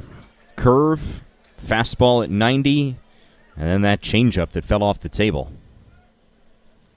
Next offering, Angelo lays off a fastball inside, 1-2. Hilker has calmed things down for the most part since Stevenson hit that 3-run homer, 4 in a row set down. But it's still 8-1 in favor of Carolina in the Heels half of the third. The 2-2. Bashed into the ground, foul behind first. Coach Jackson clapping his hands down the first base line. Coach Forbes, arms extended down towards the field, third base. The rest of the Tar Heels on the dugout, for the most part, slung over the front rail, taking in Carolina baseball. Next 2-2. Angelo wallops that foul up against the top of the net. Behind the dish, still 2 balls and 2 strikes as John Brammer gets a handful of new baseballs out of the Heels dugout. More and more of those forest green seats around the ballpark are disappearing. They've turned Carolina blue with fans showing up to cheer on this bunch of Tar Heels and the Supers. Kilker serves up a pitch that's almost fouled off of Coach Jackson behind the first base line. It remains a 2-ball, 2-strike count to the Heels DH. With 2 down in the third and nobody on, Carolina's got a commanding 8-1 lead on Arizona. Hilker's next offering. High, 3 balls and 2 strikes. Should Angelo reach, Carter French would be next. If not, the Wildcats bring Caulfield, Kane, and Splay in the 6, 7, and 8 spots to the dish in the top of the 4th. Hilker comes set. The payoff pitch. Angelo whiffs on a breaking ball, strike 3. 2 consecutive Ks to end the threat. Hilker gets his mates off the field. Tar Heels retired in order in the bottom of the 3rd. We go to the 4th. 8-1. Carolina leads by 7 from Learfield. Need to refresh your UNC gear? Visit the new off-campus Tar Heel Team Store located at 120 East Franklin Street in the heart of Chapel Hill. Open Tuesday through Sunday, we offer an enhanced in-person shopping experience and carry the latest designs from Nike, Jordan, Peter Millar, and more. Stop by for an official Nike replica jersey with your favorite Tar Heels name and number. The Tar Heel Team Store is your one-stop shop for all things UNC. Mention code Carolina Baseball and receive 10% off your purchase. Exclusions apply. When you're getting ready for the big game, make sure you have plenty of Hampton Farms peanuts on hand. Hampton Farms is based in North Carolina, just like the Tar Heels, and they specialize in producing only the highest quality, fresh roasted, in-the-shell peanuts and snacks. In addition, peanuts are one of the healthiest snacks around. They are naturally low in carbs and high in protein. So before the next game, head to your favorite store's produce department and grab a bag of Hampton Farms in-the-shell peanuts, the official peanuts of the Tar Heels. We are on to the 4th inning, presented by Hardison and Cochran. Injured and have legal questions? Call Hardison and Cochran at 919-all-4s. Carolina leads Arizona 8-1. We blew by our station ID break a little while ago. Want to keep things street legal, so we'll pause 10 seconds right here and right now on the Tar Heel Sports Network.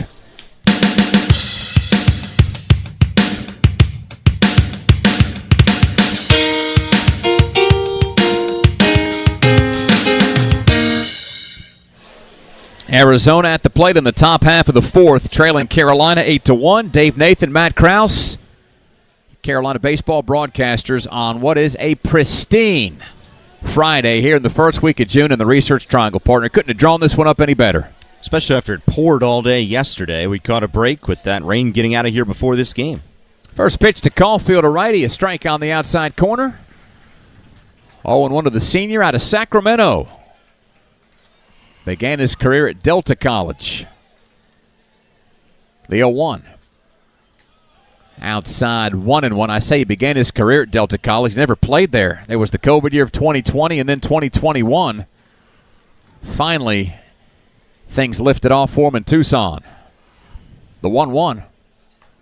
Looked like he had a pitch to hit, never got the bat off his shoulder and takes a second strike. That moves things to 1-2. Lifted off from Delta College. Was that intentional? Barely. The 1-2. Inside 2-2.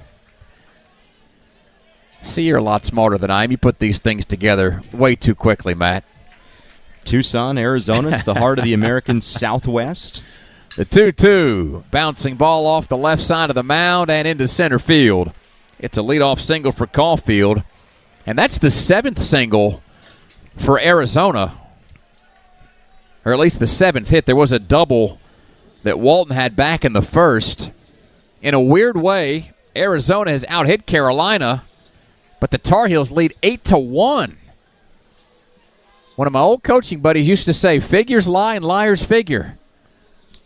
Well, Scoreboard out in left center is a statistical anomaly. Homers are worth more than singles, that's for sure.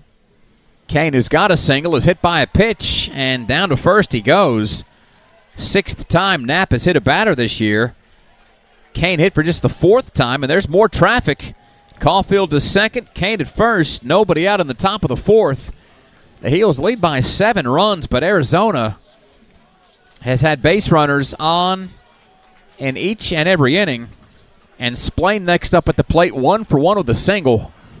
I think it bears noting the bottom part of this order here for Arizona has come up huge in the NCAA tournament so far. First pitch to Splain. A wicked ground ball left of third. 0-1 to Splain, who was as hot a hitter in Eugene as there was. 7 for 12. 4 runs scored, 5 driven in. Homered in the final 2 games, tripled in the first matchup against Cal Poly. Caulfield off the base at second. Kane over at first. Stokely plays behind the runner. The 0-1 is inside, and that hit him on the arm. The first 3 have reached for Arizona in the 4th. Caulfield pushed down to third. Kane to second. Splain down to first. That's the 11th time he's been hit. And let's see what kind of Houdiniac napping the Tar Heels can perform to get out of this jam. Nobody out. Sacks pack. We're in the top of the 4th. Carolina 8, Arizona 1. And Breyfogle, who singled back in the 2nd, is next up at the plate. Well, here's where having such a large cushion of 7 runs really pays off. Carolina does not have to play the infield in with the bases loaded and nobody out. You will happily trade 2 outs for a run here. Sack fly, fine, you'll take the out. First pitch to Breyfogle, a lefty. Flied to left. French has a beat on it. Now he's looking for it. Can he find it? Yes, he can. Runner tags from third and scores. Breyfogle sack fly, drives in Caulfield, 8-2, and I'm just thinking back to the acumen of a guy like Carter French who's going to be a doctor. Was he playing us all for suckers, acting like he had no idea where that ball was? I think he had it measured with surgical precision. Never a doubt, says Matt Krause. 1 down, runners still at first and second for Arizona. The lineup turns over to Brendan Summerhill, who struck out looking in the first, hit into a 6-4-3 double play that ended the second. Hard to believe it could get any worse for Summerhill in his 3rd trip to the plate as the first pitch rides outside of the lefty. 1-0. Summerhill doubled and homered in the first matchup against Utah Valley in the Eugene Regional. That was his best offensive performance of the tournament as he sails a fly ball to left center. Kepley crisscrosses in front of French. Makes the running catch, and all of a sudden there's 2 down after the first 3 reached. Walton next up. Our score reads Carolina 8, Arizona 2. We're in the 4th. Kane and Splain, who were both hit by pitches, reside at first and second. Walton 1 for 2 with a double and a run scored. He flied out to Bass when he led off the 3rd. And those 2 fly balls, the sac fly off the bat of Breyfogle and the fly out to center for Summerhill, only the 3rd and 4th fly balls that Knapp has induced over the course of this game, getting some weaker contact there. Initial offering to the righty, a mid-90s fastball. Pops in for a called strike. 0-1 to Walton. His career began at Samford. Played there for the last 2 seasons before making the move to the Big 12 in Arizona as he chops over to third. Gallagher almost on top of the bag. Fields with the glove. Steps on the base. 5 fielder's choice. Inning over.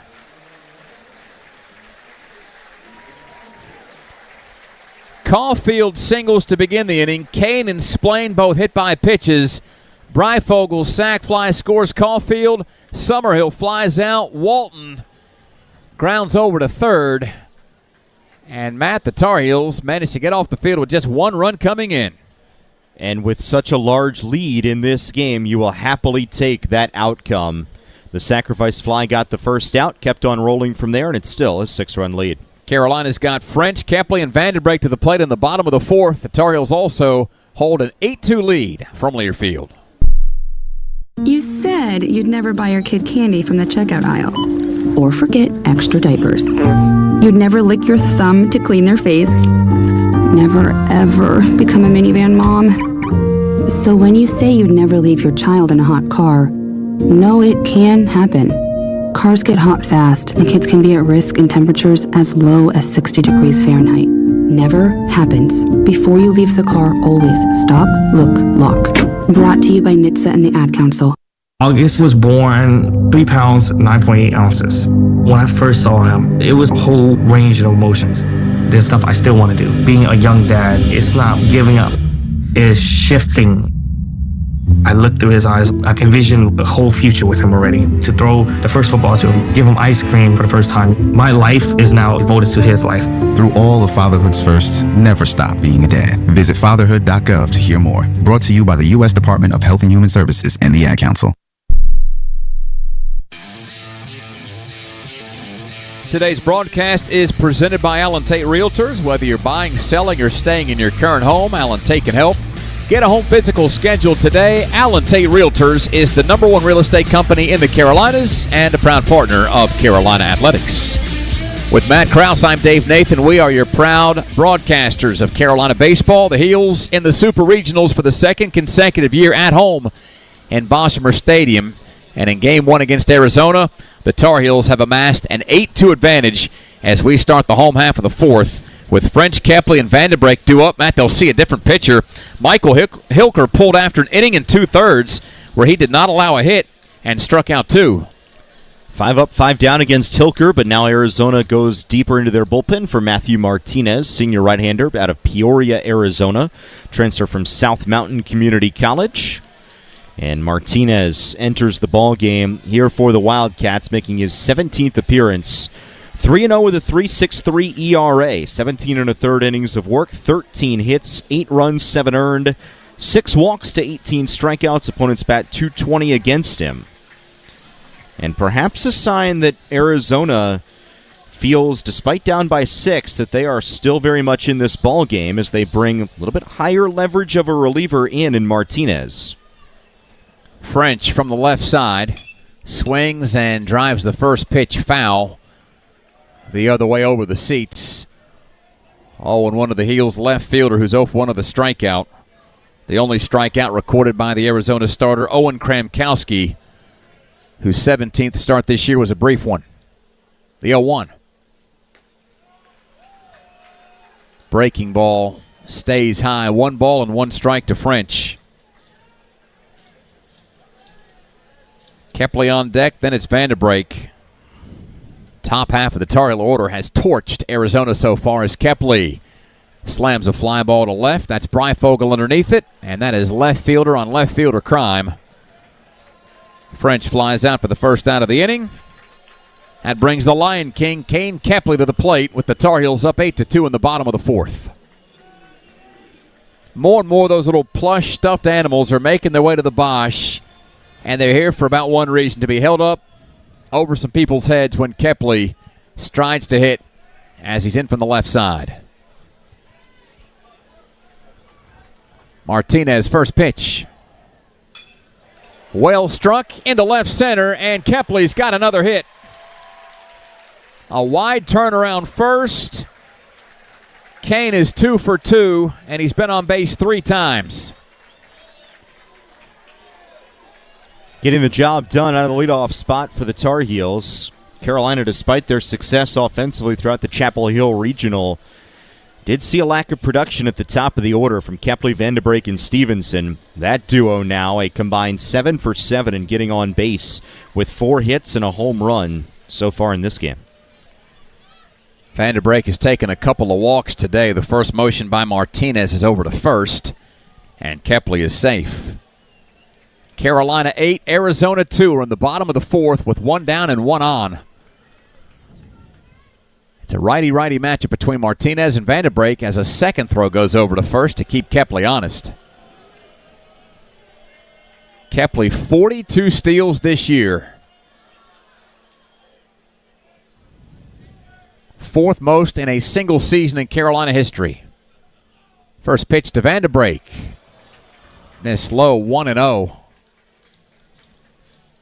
Russ Adams, in case you're curious, is 3rd all-time with 45 steals. He accumulated that total back in 2002. There's a bunch of Tar Heels hunting history today, and as the season wears on, as a 3rd throw goes over to first, and Kepley Still plenty safe.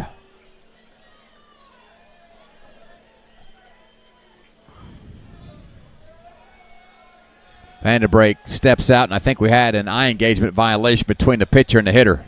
And Martinez gets that ball, and he is ready to go. Was ready to go a bit too soon. Splain holds Kepley at first, who's got a decent lead. Martinez with his back to the runner. Fires towards the plate. Kepley got a great jump, and on a changeup, there is no throwing out Kane Kepley, who dives in headfirst to second base with stolen base number 43 in 2025. And it's just 5 fewer stolen bases than Arizona has as a team this entire season. The Wildcats 48 of 70 stealing bases. Kepley is now 43 of 47 as another ball misses high to Vanderbrake, 3-0. And you can't discount Kepley when he's at second because he'll steal third in the blink of an eye. Wildcats with 3 infielders on the left side. 1 down in the fourth. Carolina up 8-2. The 3-0. Vanderbrake taking every step of the way. Ball 4 misses inside, and Vanderbrake down to first base with his third walk. So Kepley's been on base 3 times. Vanderbrake has been on base 3 times. Stevenson, who's at the plate, 2 for 2 with a single and a homer. 2 runs scored and 3 driven in. You just knew it was a simple matter of time before Luke got off the schneid and showed himself to be the All-American and potential first-round draft pick. We all knew that's waiting out there in the wings. First pitch. Stevenson takes a changeup at the letters for a called strike, and that'll draw the ire of about 4,000 other home plate umpires wearing Carolina blue and white. Yeah, they don't like that call. First and second for the Heels. 1 down in the fourth. 8-2 Carolina. The 0-1 almost skipped away from Guzman, who's got to navigate his way around Stevenson to find the loose baseball. 1-1 to the Carolina catcher.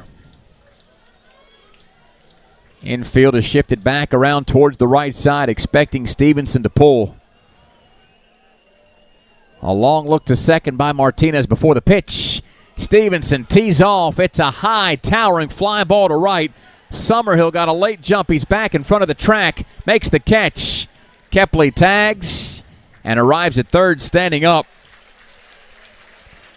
2 outs. Heels at the corners. And Mr. 2 out, Gavin Gallagher next up at the plate with the Tar Heels, leading Arizona by 6 runs, 8-2 in the bottom of the fourth.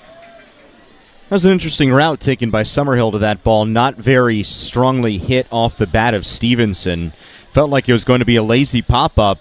Summerhill thought so as well. Kept on carrying onto the track, but still well shy of the wall. Gallagher with 33 2-out RBIs this year. Hits with 2 out and 2 on in the fourth, and the Heels up by 6 runs. Martinez deals, and there is another 2-out base hit the other way, through the right side, into right field. 9-2. Carolina's lead is back up to 7 runs. Kepley scores, and Gallagher with his 67th RBI of the season, his second of the game.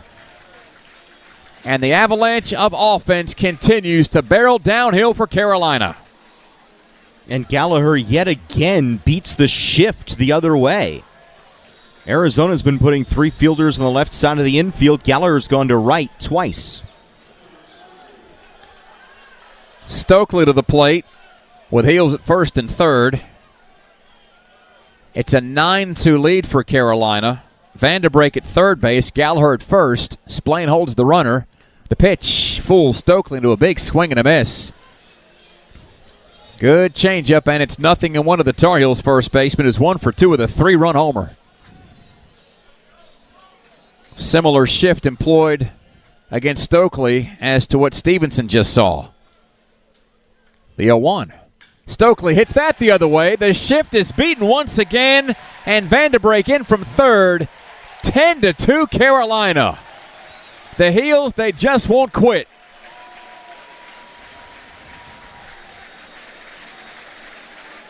Four RBIs in the game for Stokely. Gallagher goes to second.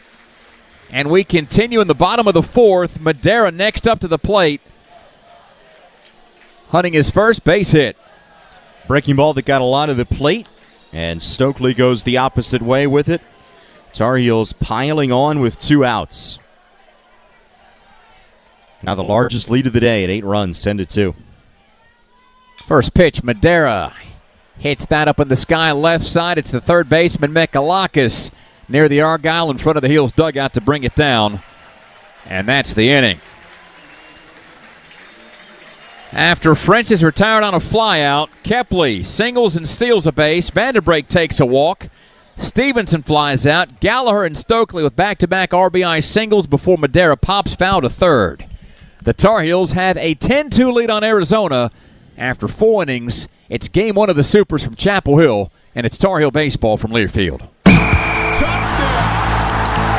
On game day, there's nothing like tailgating, touchdowns, and Twisted Tea Hard Iced Tea. Twisted Tea goes down smooth and tastes like real iced tea because it's made with real brewed tea. Cool, refreshing, and a 5% kick of alcohol. Twisted Tea Hard Iced Tea. Look for the bright yellow cans wherever you buy beer. Keep it twisted. Twisted Tea Brewing Company, Cincinnati, Ohio. Please drink responsibly. Playing baseball at the highest level requires excellent physical conditioning, and keeping your home in the best shape requires physical attention too. As a proud partner of Carolina Athletics, Allen Tate Realtors recommends a home physical. We'll determine your home's value, share the latest market trends, and recommend updates to maximize your most important investment. Whether you plan to sell or stay, be sure to cover the bases with a complimentary home physical from Allen Tate. Visit homephysical.com today. Carolina Baseball is presented all season long by Hardison and Cochran. Injured and have legal questions? Call Hardison and Cochran, 919-ALL-4s. Modelo is also proud to sponsor Carolina Baseball. Modelo, an official beer of your North Carolina Tar Heels, who have a 10-2 lead on the Wildcats of Arizona. Matt, let's push the rewind button. Hard to believe the Wildcats had a 1-0 lead back in the first before the Tar Heels erupted for 5 runs in the bottom of 1, 3 more in the second, and after Arizona scored a run in the fourth, the Tar Heels answer back with 2 more heading into the fifth. There's a 1-0 lead for Arizona after the top of the first, but then also, if you remember, the Wildcats had the bases loaded with only 1 out in the second, only down 4 at the time. Mason White leads off the fifth, takes a swing and a miss on a Knapp changeup, and it's 0-1 to the shortstop, who's 0 for 2. He's grounded to Vanderbrake at second and also lined to Vandy. The 0-1. Swing and a fly ball to straightaway center field. Kepley back in front of the track, makes a shoulder-high catch for the inning's first out. White falls to 0 for 3, and it brings Guzman, the cleanup hitter, to the plate. In a 10-2 game, Carolina leads Arizona by 8 in the top of the fifth. Wildcats in their traveling grays. Dark blue helmets and numerals. There's that red A on the front of their headgear. Tar Heels in those crisp, clean, clear whites with the Carolina blue lettering and numerals. First pitch. Guzman couldn't catch up to the fastball, and Knapp surges out in front of Guzman, 0-1. Arizona's backstop, 2 for 2 with a pair of singles and an RBI. The 0-1. Fastball outside of the righty. 1 ball and 1 strike with 1 down and nobody on in the top of the fifth. Carolina enjoys a 10-2 lead over the Wildcats. Next pitch. Slider low, 2 balls and a strike. Now that's a pitch we've not seen Knapp go to much today. It's been primarily fastballs and changeups. A lot of first pitch changeups as well. The 2-1 after a long pause from Knapp. The pitch. High, 3-1. Arizona was guessing fastball out of the hand of Knapp in the first inning, and got a couple of hits in the first and those 3 consecutive singles in the second. As the 3-1 is lined past Madera and rolling into the left center field corner. Kepley slides. Ball must have careened off his knee. Goes to the wall. Guzman goes to second with a 1-out double. Guzman's 3 for 3, and Knapp has allowed a career most 8 hits. Again, we're in the 5th. Carolina leads 10-2. And Mikalakis, who's 0 for 2, next up at the dish for the Wildcats. This is why you want to see the Heels keep pouring it on offensively, because Arizona is doing enough against one of the nation's best pitchers to create opportunities. First pitch, checked his swing, appeal down to third. Mikalakis went, and he's down on the count, 0-1. Knapp's pitch count is up over 70 through 4 1/3. He's a workhorse, though. He's in his comfort zone, and he's up over 100. The 0-1. Swing and a miss. The slider won the moment, and it's 0-2 to Mikalakis, who's flying out to Kepley in center and grounded out to Madera at short. He's ended 2 innings as we play on in the 5th with 1 out, a runner at second for the Wildcats, but it's the Tar Heels up 10-2. The 0-2 to the lefty, and he got him swinging. Mikalakis did not look good. Steady diet of off-speed and breaking stuff ends with Mikalakis issuing a half-hearted half swing to a pitch diving down and away. And a big strikeout by Knapp holds the runner at second, puts a second out up on the board. It's the first strikeout for Knapp since he caved Summerhill looking to begin the game. Caulfield at the plate, 1 for 2 with a single and a run scored. The righty takes a swing and fouls it off. 0-1. Carolina's got the bottom third of the order due up whenever we get to the bottom of the 5th. Currently a 10-2 lead. Carolina up on the Wildcats by 8 runs in the middle innings. The 0-1. Look out. Fastball inside, 1-1 to the righty Caulfield. He was an all Pac-12 performer last year before the Wildcats made the move to the Big 12. The 1-1. Bouncing ball right up the middle. That's right to Vanderbrake. Almost on top of second base. Slings a shot to first, and the inning is over. Guzman's 1-out double goes by the wayside as Mikalakis strikes out and Caulfield grounds out. No runs, just the 1 hit. No errors, and another Wildcat left stranded. Arizona's left 7 runners on as we go to the bottom half of the 5th. Tar Heels back to the plate, holding a 10-2 lead on the Wildcats from Learfield. You took the first step and quit smoking, but even former smokers may still be at risk for lung cancer. That's why SaveByTheScan.org wants you to know about a new low-dose CT scan that can detect lung cancer early. It takes only 60 seconds and could save your life. You took the first step, now take the next. Visit SaveByTheScan.org for a simple quiz to see if you're eligible and talk to your doctor about screening. SaveByTheScan.org is brought to you by the American Lung Association's Lung Force Initiative and the Ad Council. Uh-oh, Brad's buzzed. Oh, yeah? Yeah, he's starting with the woots. And now a speech. I just want to say that friendship is about heart and brain. Who's with me? Good thing is, he knows when he's buzzed. And my brain is saying, when it's time to go home, somebody call me a ride. Love that guy. Me too. Know your buzzed warning signs? Call for a ride when it's time to go home. Buzz driving is drunk driving. A message from NHTSA and the Ad Council.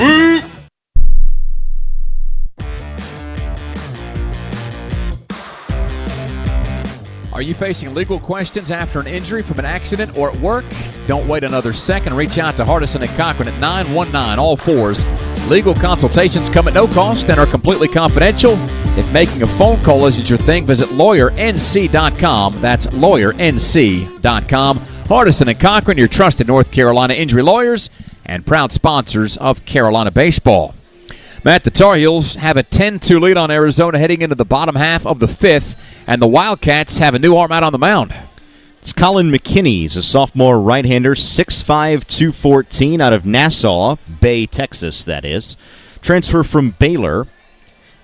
Colin McKinney making his 15th appearance, just second in relief this year. He had been a weekend starter for Arizona throughout the year. 0-2 record, 3.74 ERA, 53 innings, 44 hits, 27 runs, 22 earned, 34 walks to 60 strikeouts. Opponents hit .227 against him. Martinez pulled after an inning where Carolina was able to get to him. Tagged him for 3 hits, a couple of runs, and this parade of Arizona pitchers continues. But again, the arms that Arizona has run out there now in the form of McKinney and then Martinez before, not their bullpen aces, so to speak, as this game continues to be a fairly comfortable lead for Carolina. Bass leads off the 5th, and the righty takes a strike at the knees, 0-1. Tyson singled in the 1st, but was picked off on a snap throw by the catcher Guzman, then struck out in the 3rd. 10-2 heels in the bottom of the 5th. McKinney's next pitch, a fastball on the outside corner. 0-2 to the first-year Tar Heel out of Lucama. Played 4 years at North Carolina Wesleyan before transferring into the Diamond Hills program this past offseason. The 0-2. Outside, 1 ball and 2 strikes. Fastball from McKinney touching 95-96, Matt, on the radar gun. Looks good out of his hands. Ahead in the count against Bass. The 1-2 and an all-righty showdown. Low, 2 balls and 2 strikes. Angelo, the DH, on deck. Then it's Carter French. Madera, Angelo, and French, the only 3 Tar Heels yet to reach today. The 2-2. Bass had a pitch to hit out over the plate. Sends it skyward into shallow center field, and there's Walton to make the routine play. 1 down in the 5th for Carolina. It's been a while since McKinney has pitched. His last action was in the Big 12 semifinals against West Virginia, May the 23rd. A couple of scoreless innings in that matchup, a 12-1 Arizona win over the Mountaineers en route to the Big 12 tournament title.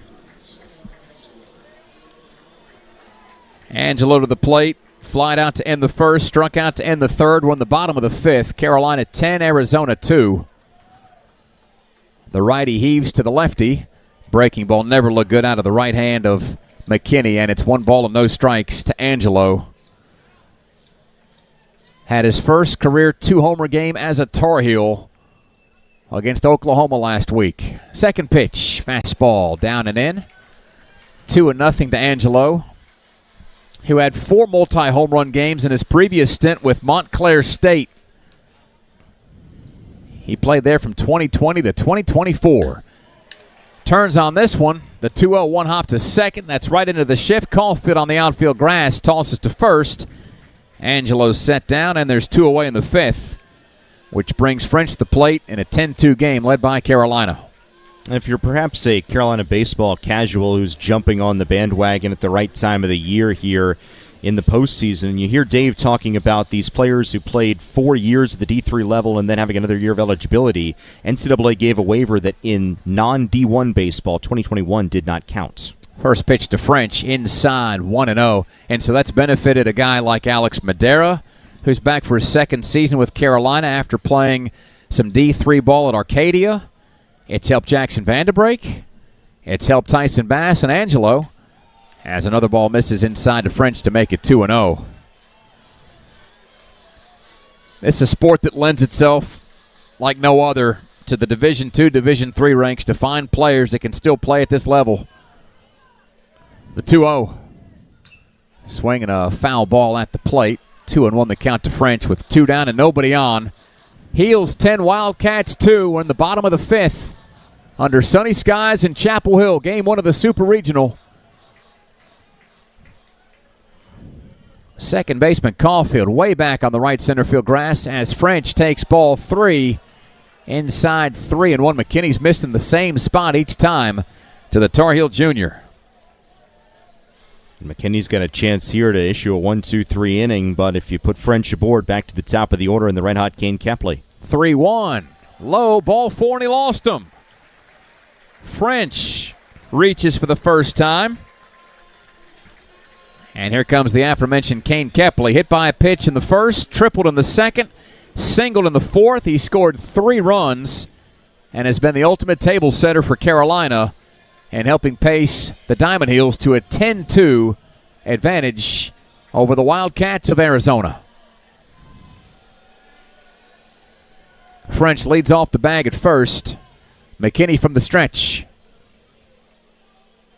Deals to the plate. A ball low, 1-0. Wind is picked back up. Blowing the 3 flags in center towards left. There's the state of North Carolina flag, the American flag, and then the Carolina flag. A lot of colors being shown atop Bryson Field. French takes off on a pitch that was low. 2-0 to Kepley, and a swipe for French's second on the season in 3 tries. Picked the right pitch to run on. Guzman had no throw. Now a base hit by Kepley likely adds another run. Carolina steaming towards 100 steals this year. That's 93. The 2-0. Kepley takes a strike on the inner half. 2-1.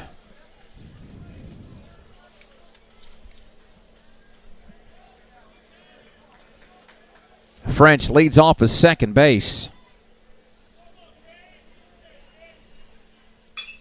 Kepley drives a fly ball to deep left. Breyfogle is back. He is at the track, jumps up, and makes another catch on the wall. Carolina's not getting cheated at the plate. That's the 3rd catch in the outfield that robbed the Tar Heels of what would have been a surefire extra base hit. Arizona keeps the Tar Heels off the scoreboard for just the 2nd time in an inning today as the Heels go no runs, no hits, no errors, and 1 left stranded. 5 innings complete. It's an 8-run lead. The Tar Heels lead Arizona 10-2 from Learfield. This season, enjoy the winning combination of Tar Heel baseball and peanuts, grown right here in the Tar Heel State. The peanut farmers of North Carolina are proud to support the Diamond Heels again this year and remind you that peanuts are delicious and nutritious, high in protein, and contain 0 cholesterol. Peanuts are a healthy snack that can be enjoyed on the go, at home, or while you're cheering on the Heels at Boshamer Stadium. So enjoy some North Carolina peanuts today. When it comes to your home or business, you need a plumbing and HVAC team on your side. Count on Brown Brothers Plumbing and Heating. Serving the community since 1933, our family is here to keep your family comfortable. Whether it is a leaking pipe, stopped-up drain, water heater issues, or HVAC needs, we are here for you. Our licensed professionals have the training and experience needed to alleviate your problems and get you back to playing ball. Call Brown Brothers Plumbing and Heating at 919-220-2554 or inquire at bbph.com.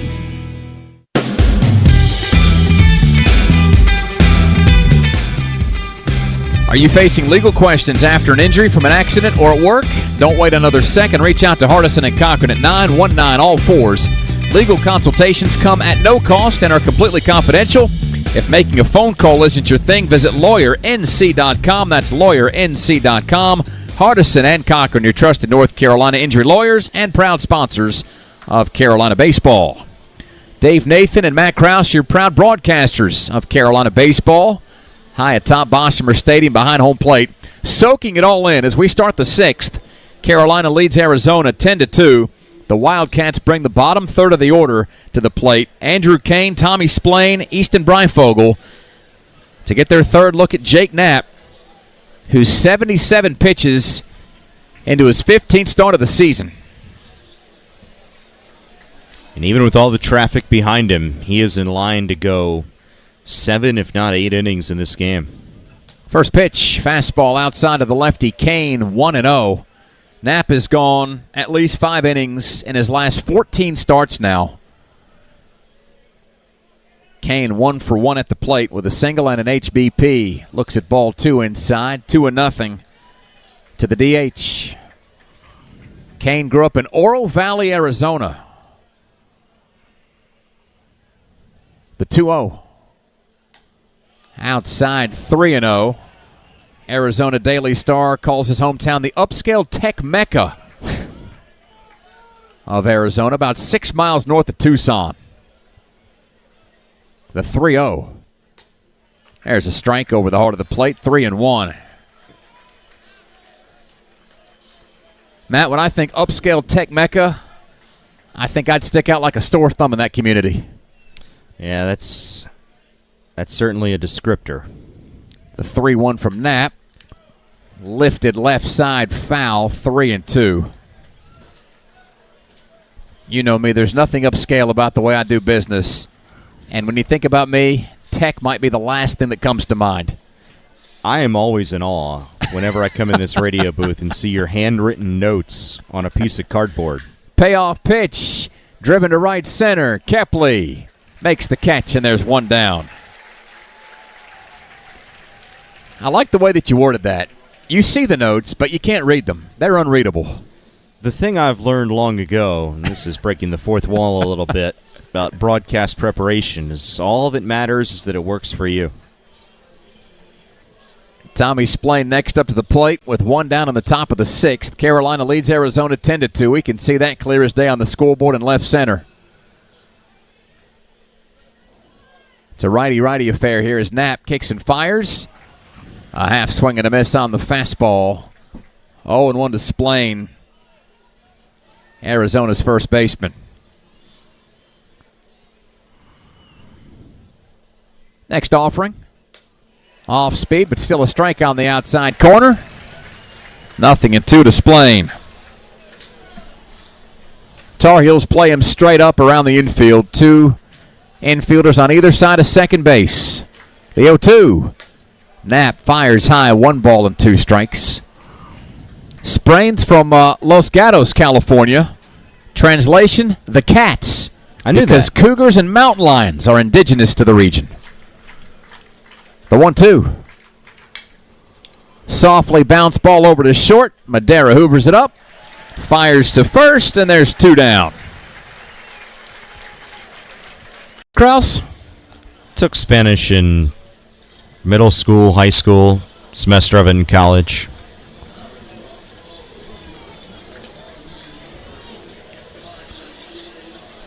Easton Breifogel, in any language, next up to the plate. Had a single and a sac fly. Lefty takes inside, 1-0. Say this, any of my Spanish knowledge is not self-taught, unlike Easton Breifogel's ability to juggle. Here's the 1-0 from Knapp, the righty, to the lefty Breifogel at the plate. Bouncing ball to first. Stokely stays back on it, gets to it, underhands to Knapp. And Breifogel's punched out at first. The Tar Heels get it done all over the infield in the top half of the sixth, although Arizona wants a review. Stokely is beside himself as he's asked to stay back on the field. And the Wildcats want to give it a go here to try to extend the sixth.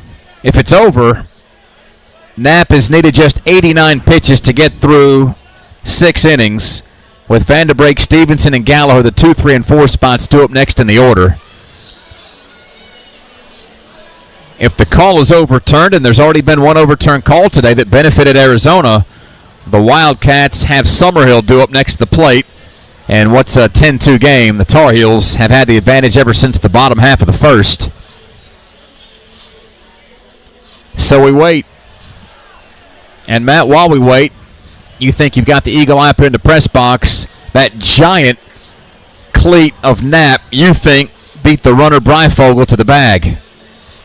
I think it beat him by a half step. If Knapp's wearing my shoe, not only is he very uncomfortable, he probably doesn't get him, but Knapp's got to wear, I'm saying something over a 14-size shoe down there. I would imagine so. Here's the decision. So there you go. Matt Krause tells us what we thought we already knew, and that's that Breifogel is out. It's a 1-2-3 inning. Kane flies out, Splain and Breifogel both ground out, and we go to the bottom half of the sixth. The Tar Heels' 8-run lead is still intact. It is 10-2 from Learfield. Substance use disorder and addiction is so isolating. And so, as a Black woman in recovery, hope must be loud. It grows louder when you ask for help and you're vulnerable. It is the thread that lets you know that no matter what happens, you will be okay. When we learn the power of hope, recovery is possible. Find out how at startwithhope.com. Brought to you by the National Council for Mental Wellbeing, Shatterproof, and the Ad Council. Put your phone on D&D, that means that do not disturb when you're driving. And when you're going from point A to B, I need you to stay safe, please, so always sing with me. So put your phone on D&D, that means that do not disturb when you're driving. And when you're going from point A to B, I need you to stay safe. stay, please, so always remember this beat. Don't drive distracted. A message brought to you by the National Highway Traffic Safety Administration, Project Yellow Light, and the Ad Council.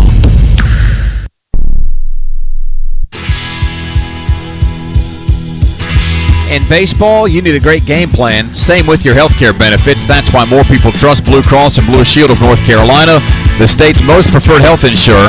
So put Blue Cross North Carolina on your team. Blue Cross North Carolina, official health insurance partner of Carolina Athletics. Well, the bad news is that Jake Knapp's ERA is on the ascent. The good news is that Carolina leads Arizona 10-2. Matt, the Tar Heels got 8 runs combined in the first 2 frames and have limited the traffic in the last couple of innings with Arizona at the plate.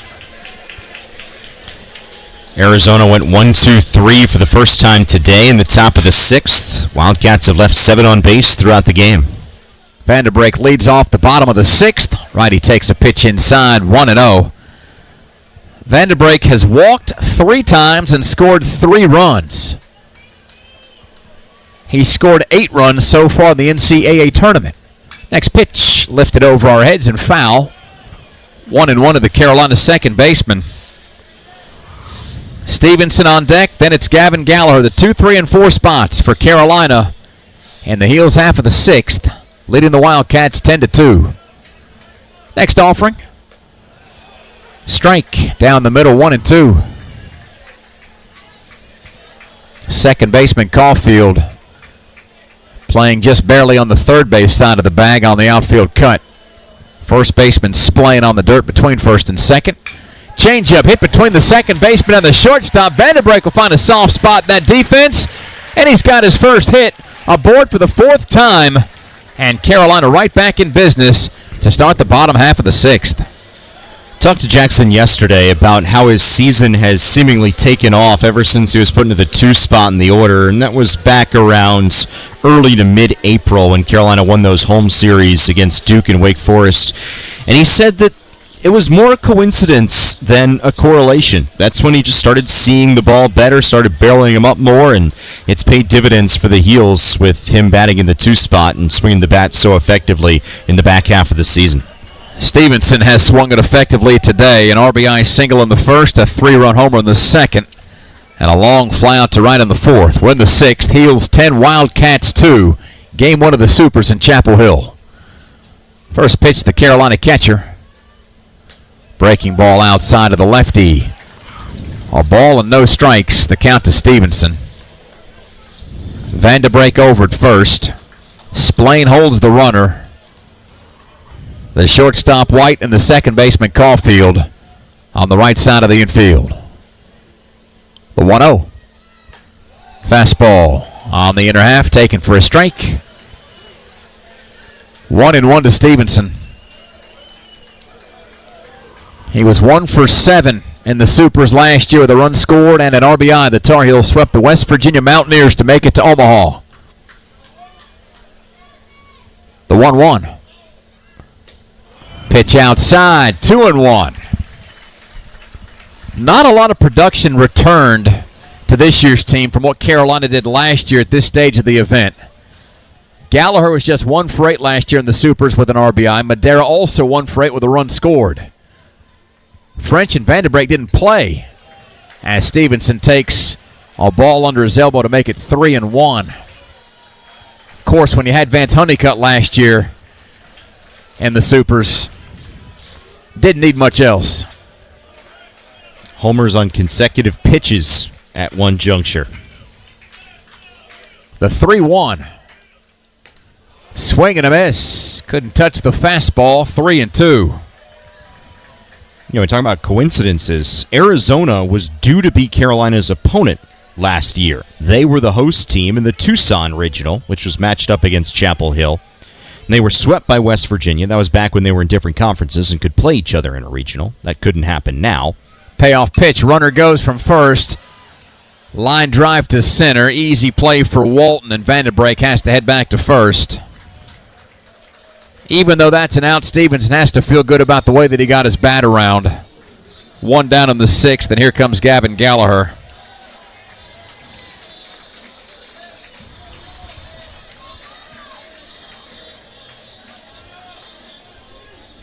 But a little ironic that Arizona went 0-2 in their home regional when they could have come to Chapel Hill last year. And then this year, Oregon was due to be the opponent should the brackets have gone chalk. They went 0-2 in their home regional.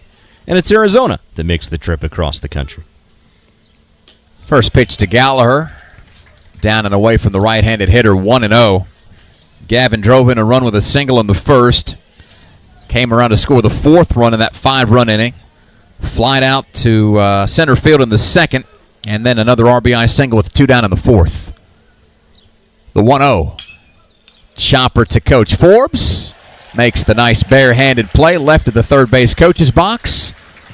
1-1 the count to Gallagher with Carolina up on Arizona 10-2 with 1 out, 1 on in the bottom half of the sixth. It is all clicking for Carolina in their first game of the Super Regional.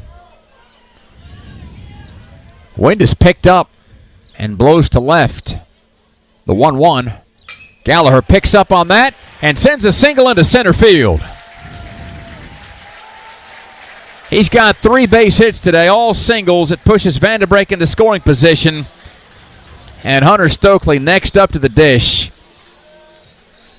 Gallagher was 2 for 2 against Holy Cross, 4 for 5 in the first game against Oklahoma, 3 for 5 in the next game, 4 for 6 in the elimination game.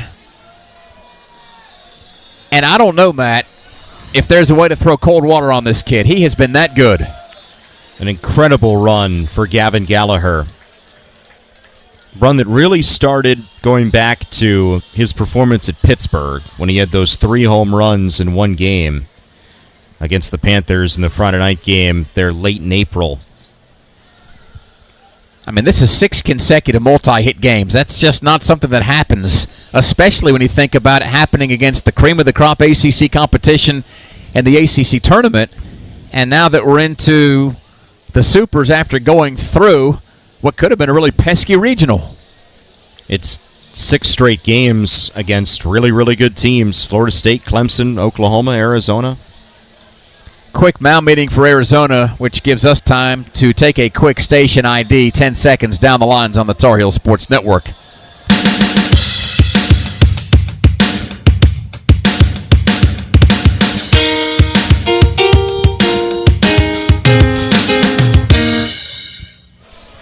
Stokely at the plate from the left side with 2 on and 1 down. Curveball a little high, 1-0 as the Tar Heels lead the Wildcats 10-2. The Heels have pounded out 11 hits already after 17 in that final game against OU, which tied a season high. The 1-0. Inside and got Stokely on the elbow guard. He did what he could to get out of the way, but there's only so much you can do. As the bases are loaded, Stokely hit for the 9th time this year. And that brings Madera to the plate. Vanderbrake at third, Gallagher to second, Stokely at first. 1 down in the 6th, and a 10-2 lead may get bigger for Carolina. Madera 0 for 3, a pair of flyouts and a foul out. He and Angelo, the only 2 Tar Heels who haven't reached today as the corners play in. Caulfield at second, White at short. They play back as the first pitch to the lefty roams outside. 1 ball and no strikes to Alex Madera. He was on the Chapel Hill Regional All-Tournament team last week. Had 2 multi-hit games as he takes ball 2 wide to make it 2-0.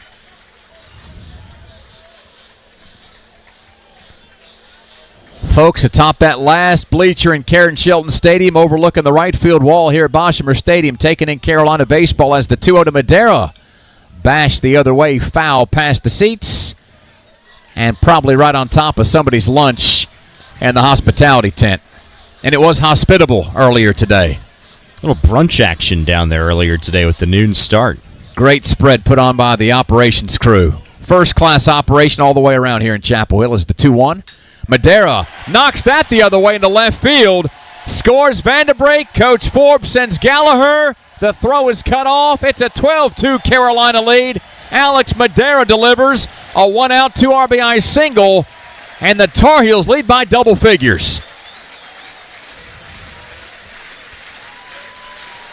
Alex Madera checks in with his first hit of the game, just the second hit of the contest for the bottom 4 hitters in the Carolina lineup. And the Tar Heels seeing McKinney well enough to chase him from the game as here comes Chip Hale to make a change. Chip Hale has gotten his steps in today. 4th-year head coach at Arizona. Last year's Pac-12 Coach of the Year. Has brought the Wildcats to 4 consecutive NCAA tournaments. And he knows what it takes to win it all as a player. Was a part of that 1986 Arizona College World Series team. Matt, the fun part for me is taking a look at programs that you don't spend a lot of time on during the regular season. And you go back and you look at the history of Arizona baseball. It's a program that's won 4 College World Series.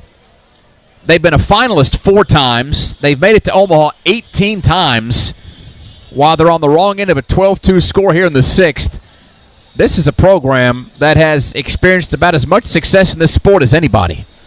Most recent national championship in 2012. Remember, South Carolina was in the championship series for a 3rd consecutive year that year in 12 and lost to Arizona.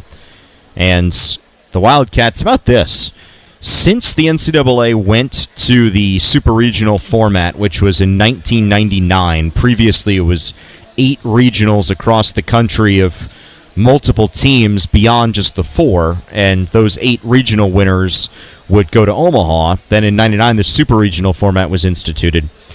Arizona has made a super regional every 4 tournaments, and only every 4 tournaments since 2004. 04, 08, 12, 16. Remember, no tournament in 20, so Arizona made it again in 21, and now they're here in 25. And of those times that they've reached the Super since so far, they've only lost a Super Regional once, 2008 at Miami. Arizona's been in the tournament 44 times. The Tar Heels make their 37th appearance and their 12th appearance in the Supers, where they've gone 17-8 since 2003. 12-2 Heels in the 6th with 1 down. Stokely at 2nd, Madera at 1st. Matt, how about you introduce us to our new contestant, the Southpaw, on the mound for the folks from Tucson. One of just 2 left-handed pitchers on this Arizona roster. It's Eric Orloff, a senior from Northbrook, Illinois, Glenbrook North High School. Orloff entering the ball game for the 16th time for Arizona. 1-0 with a 3 ERA, 12 innings, 16 hits, 4 runs, all earned. 5 walks to 11 strikeouts. Opponents hit .333 against Orloff. More of a situational left-hander, but called upon here to face the right-handed hitting Tyson Bass. His first pitch to Bass almost hit him. A ball and no strikes. The Heels right fielder who's 1 for 3 with a single, a strikeout, and a flyout. Bass was the first to face McKinney, who was just lifted after an inning and a third. He's the first to face Orloff. The 1-0. Bass off the end of the bat, pops up towards second base, and on the outfield grass, the catch made by Caulfield for the 2nd out of the inning. So as far as the Arizona bullpen goes, now that they are on their 5th pitcher of the game in Orloff, we've seen McKinney and Martinez. There's really a quartet of high-leverage arms that have not gotten up and would be saved for a closer ball game. Headlined by the closer Tony Pluta, who has a sub-1.4 ERA and 13 saves, but some pretty effective middle relievers too. Really, it's 4 guys that Arizona has not yet touched in this game. Angelo to the plate, and the lefty slashes the first pitch foul the other way, 0-1. Sam's 0 for 3, but he's gotten some good swings in. Flied out to center to end the first, struck out to end the third before he grounded hard over to second base in the 5th. We're in the 6th, 12-2. Carolina leads Arizona. The 0-1. Strike call over the outside corner. The take by Angelo pushes the count to 0-2 with Stokely at 2nd, Madera at 1st. Ahmad's 2 RBI singles scored Vanderbrake and Gallagher. The 0-2 and an all-lefty showdown. Angelo waited on the changeup and drives it skyward, foul left side. Still 0-2 to the DH hitting out of the 8 spot. If Arizona can get off the field, it's the top of the order due up in the 7th. Summerhill, Walton, and White. Orloff checks to second before the pitch. Angelo blasts that into left center. Waiting and waiting and waiting for gravity to do its thing. It always does. Breifogel makes the catch. And the 6th is history. 2 more runs come in for the Tar Heels on 3 hits, no errors, and 2 left stranded. On to the 7th with the Tar Heels up by 10 runs. It is 12-2. Jake Knapp gets the ball back when we return from Learfield. You sit in traffic now, but later, there's an ice-cold reward. Modelo, the mark of a fighter. You've earned this rich golden lager with a crisp, refreshing taste. Because you know, all your patience is paid out in gold. You remain calm through honks, bumper to bumper, and people yelling. Come on, move! You are a fighter, and Modelo is your reward. Modelo, the mark of a fighter. Drink responsibly. Beer imported by Crown Imports, Chicago, Illinois. Like a walk-off home run to beat your rival, or the play you can remember like it was yesterday.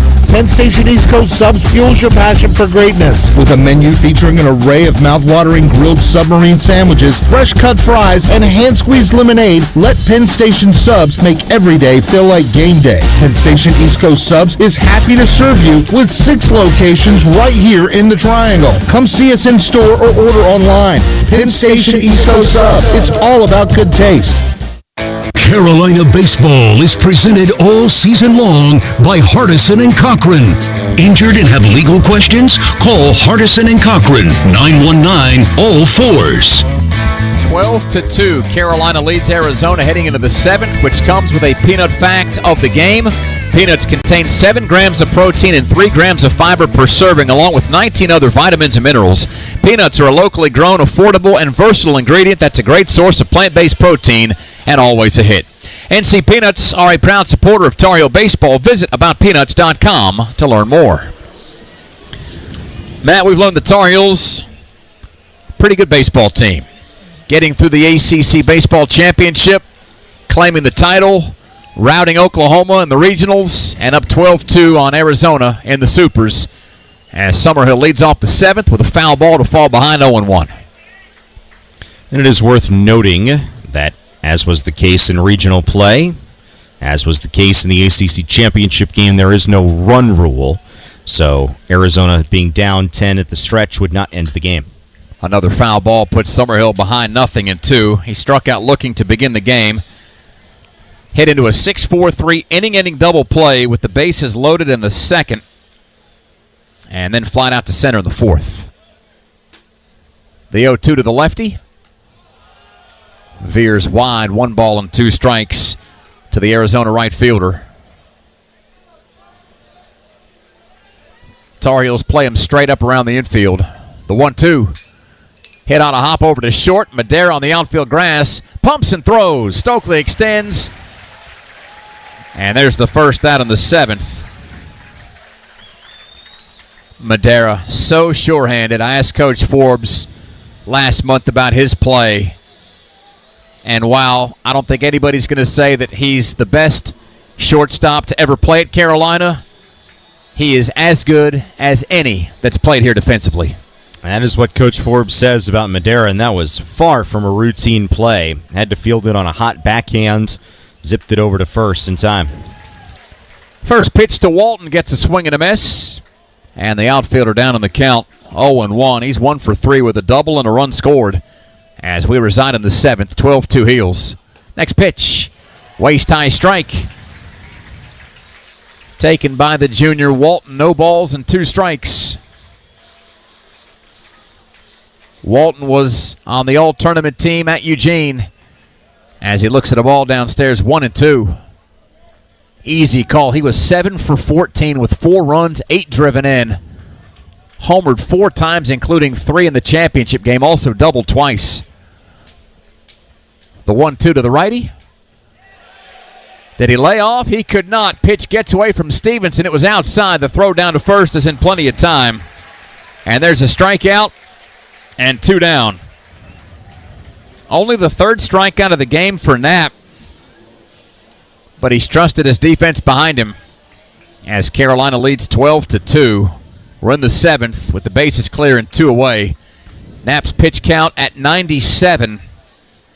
with Mason White next up, 0 for 3. White's grounded out, lined out, and flied out. The pitch. First one, sent up into the sky, left side. Gallagher in foul territory near the bricks. Finds the ball, just barely on the warning surface, and that'll keep Knapp's pitch count inside of 100 through 7 innings. Brilliant play by Gallagher. He's getting it done on both sides. So we're playing at home helps you. Very familiar with where the wall juts in over there. Look down to see where he was in relation to the brown warning surface, and is able to make the play with the ball coming over his shoulder without even crashing up against the wall. That's 8 in a row set down by Knapp and the Tar Heels as we stretch. 12-2. Carolina leads Arizona from Learfield. Babes, what are you doing? What? I'm just mowing the lawn. No, it's blazing hot and dry out here. Don't you remember? Smokey Bear says. Avoid using power equipment when it's windy or dry.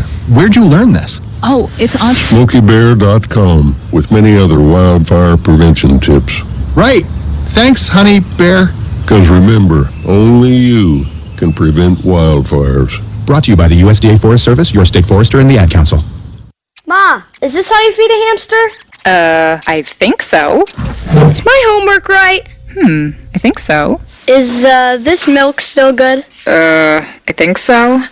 When it comes to parenting, sometimes it's okay to think you know. But when it's something as important as your child's car seat, don't just think, know. Double check if your child is in the right seat for their age and size. It'll help protect them in a car crash. Don't just think, know by visiting nhtsa.gov/the right seat. A message from NHTSA and the Ad Council.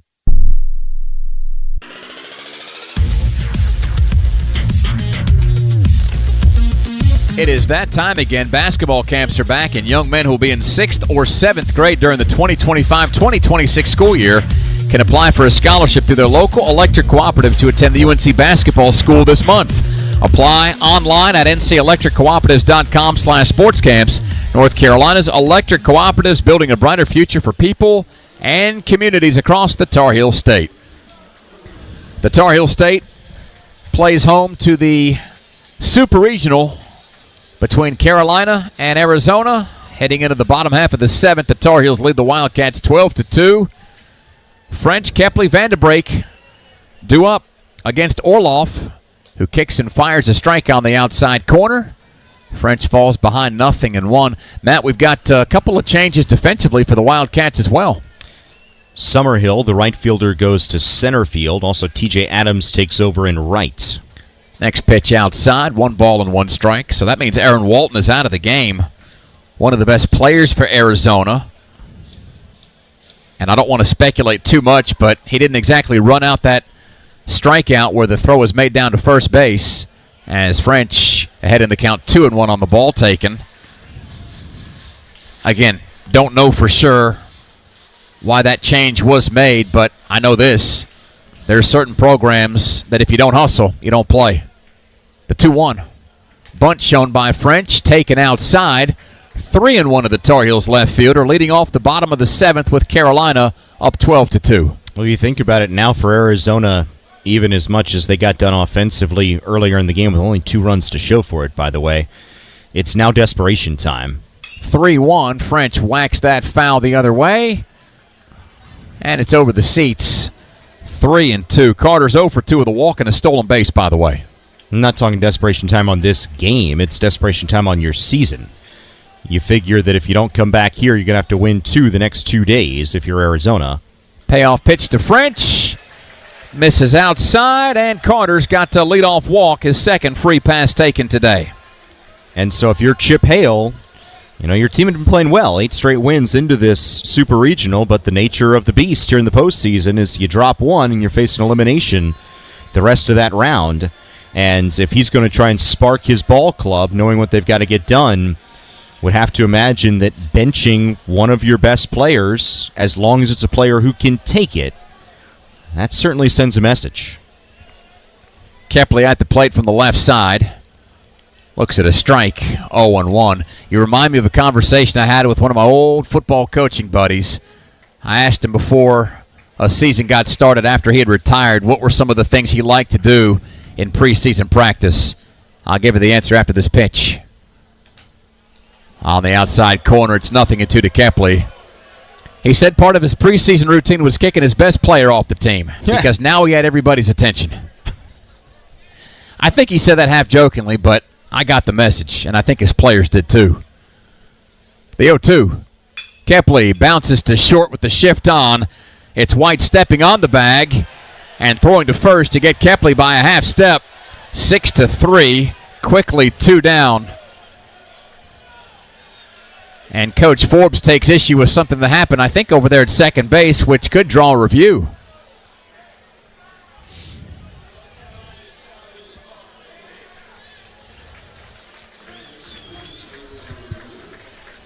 It's the first time Carolina's asked for a review today, and we'll see if this one benefits the Tar Heels. French goes back over to second base. Kepley is off the field, and I think looking at the review, Matt, the shortstop White didn't step on second base. He was definitely in the neighborhood, but he wasn't on the bag.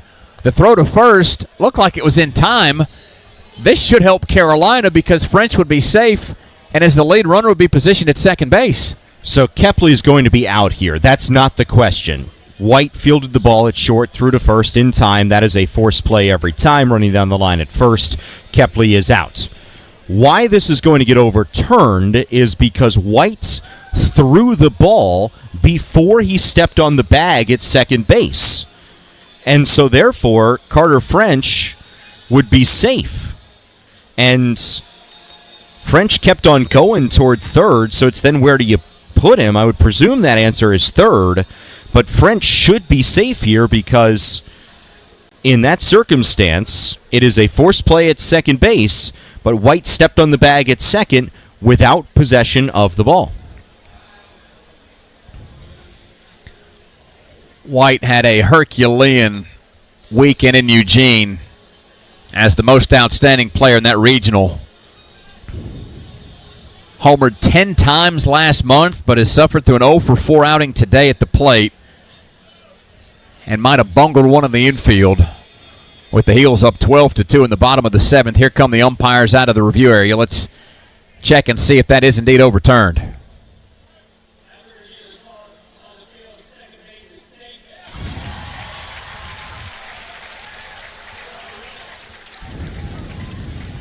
So French is safe at second. Kepley out at first, 6-3. There's one down in the 7th. Carolina up 12-2 on Arizona. And Jackson Vanderbrake, who's been all over the base paths today with 3 walks and a single and 4 runs scored, is at the plate.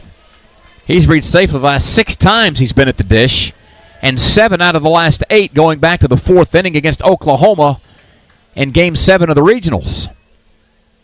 First pitch. Taken as a strike at the letters, 0-1. Strike zone, no doubt, Matt, has grown as this game has worn on. A little less tension, perhaps some mental relaxation. That's just kind of the way it goes. Here's the 0-1 from the lefty to the righty. Foul tipped. Good changeup, moves the count to 0-2 to the Tar Heels second baseman. Eric Orloff, 4th arm out of the pen for Arizona after Kramkowski, the starter, went just an inning and a third. The 0-2. Hit the other way, foul. Still 0-2 to Vanderbrake. Kramkowski gave up season most, 8 runs, all earned, and 6 hits. Tar Heels are up 8-1 after 2 innings and lead 12-2 in the bottom of the 7th. French over at second base with 1 down the pitch. Reached out and grounded to second. That's into the shift. Backhanded by Caulfield. Throw to first. It's low. It's bobbled. And Vanderbrake is safe. French on the move from third. He scores, and Carolina leads 13-2. The Tar Heels are running rings around the Wildcats on Bryson Field. And that's in part because of a walk to French, a bad fielding play by White, a bad throw by Caulfield, and a lazy play by Splain to not corral the baseball. French, the aggressor, makes it 13-2. Well, Carolina piled up 8 runs in the first 2 innings by utilizing the long ball and capitalizing on free bases. This inning, Arizona making mistakes in the field, and the Tar Heels capitalize yet again. Stevenson next up to the plate, 2 for 4. Smacks the first pitch to second. The throw to the shortstop gets 1, and back over to first gets 2. 4-6-3 on the inning-ending double play. Truth be told, Arizona should have been in and out of that inning before anything happened, but the Tar Heels get 1 run.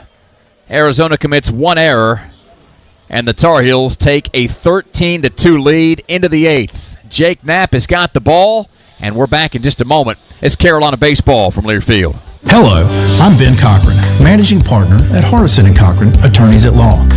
My firm helps good people in North Carolina who have unfortunately had their life turned upside down due to an injury. We help our clients by telling their story and leveling the playing field against opponents who have an army of lawyers fighting to diminish or outright deny their claim. We're ready to help. All you have to do is reach out. Hardison & Cochran, North Carolina personal injury attorneys, 919-all-4s. Hey Tar Heel fans, this is Dave Nathan, here to remind you that revenue generated from the sale of officially licensed Tar Heel merchandise directly supports both need and merit-based scholarships for Carolina students. Next time you're shopping for your favorite Tar Heel gear, make sure to look for the officially licensed collegiate product label before you buy. This ensures the product has been approved by the university. Be blue and true, buy licensed, fund scholarships, and go Heels. Along with Matt Krause, I'm Dave Nathan. Welcome back to Chapel Hill. And the Super Regionals, Carolina up on Arizona 13-2. Quick tip of the cap to WBAG, longtime Carolina baseball affiliate, getting us up and on the airwaves and hopefully entertaining you if you're in Alamance County today, as the Tar Heels have scored in all but 2 innings and have scored multiple runs in all but 3 frames today, partner.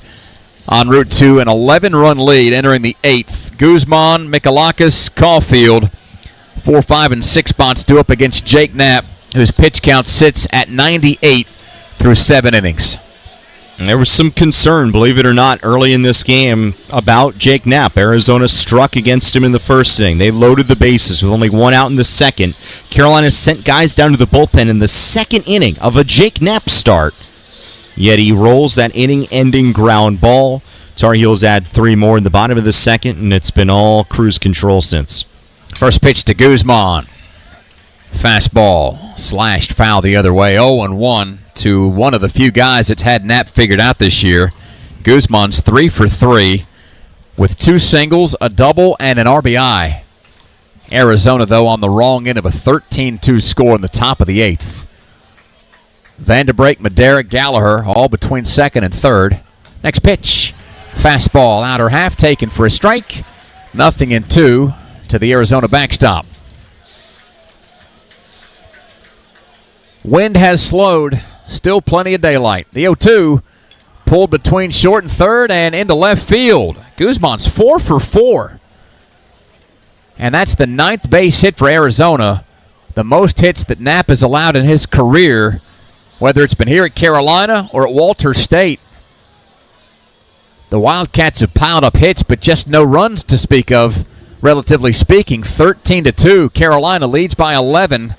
And Michalakis, who's 0 for 3, due up next in the order, as we've got pause in the action down on the field as Arizona goes to a pinch runner.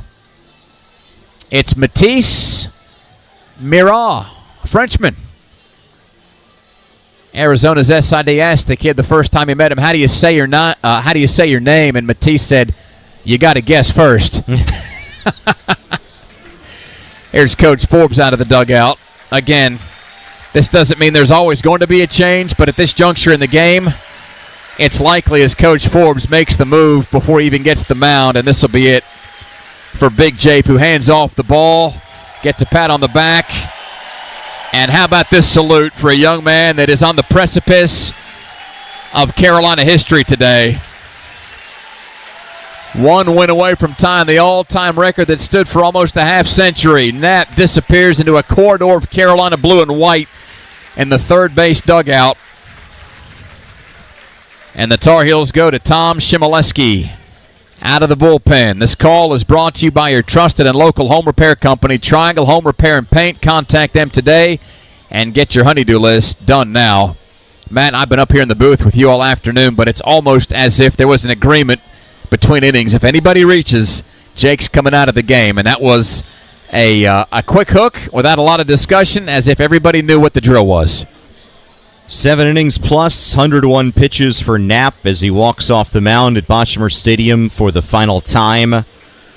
And now he has put his team in position, fantastic position, to win Game 1. And then all the Heels need to do is win one more, and Knapp will get another start in a Carolina uniform in the Midwest at Charles Schwab Field. Shimoleski into the ball game for the Heels. Graduate left-hander from Needham, Massachusetts. Grad transfer from Princeton. 13th appearance, all out of the pen for Shimoleski. 1.08 ERA, 1 save. 8 1/3 innings, 6 hits, 1 run. It was earned, 3 walks, 6 strikeouts. Opponents hit .194 against Shimoleski. The official stats will always tell you he's made every appearance out of the bullpen. You and I both know that he was called upon to make a midweek start against Presbyterian, and then the skies opened up in the 4th inning, so that game never happened. Yeah, the game never happened. The first ever meeting will have to come another time between those two, and I'm told that Presbyterian's not on the schedule next year. So for the second time, at some point, there may be a second first ever meeting between the Tar Heels and Blue Hose. But today, it's the 6th all-time meeting between Carolina and Arizona.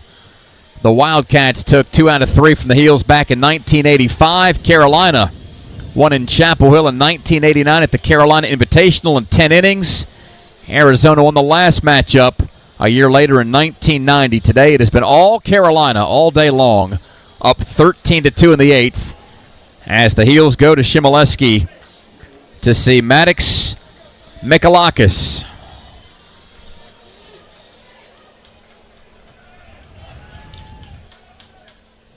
First pitch. And that is line to Vanderbreek at second. Makes the catch. Twirls and throws to Stokely at first. It can't go wrong for Carolina. It's a 4-3 double play. Little bit of luck, little bit of skill. Vanderbreek ranging to his left to snare that line drive. Had his momentum carrying him into a pirouette. Stokely got to the bag, and there's nothing Mural could have done there. Second double play of the game for the Tar Heels in the field. And Caulfield next up at the plate from the right side takes a ball 1-0. So Shimoleski throws one pitch, gets a line drive to second that turns into a double play. Base is clear in the 8th. Heels still up 13-2. The second pitch to Caulfield is racked foul off to the right. And it's 1-1 to the Zona's second baseman, who's 1 for 3 with a single and a run scored.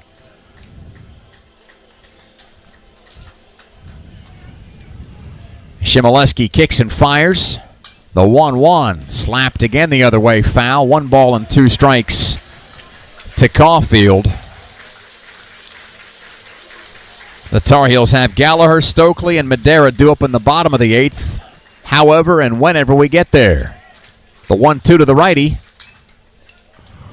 Dump foul and rolling behind third base.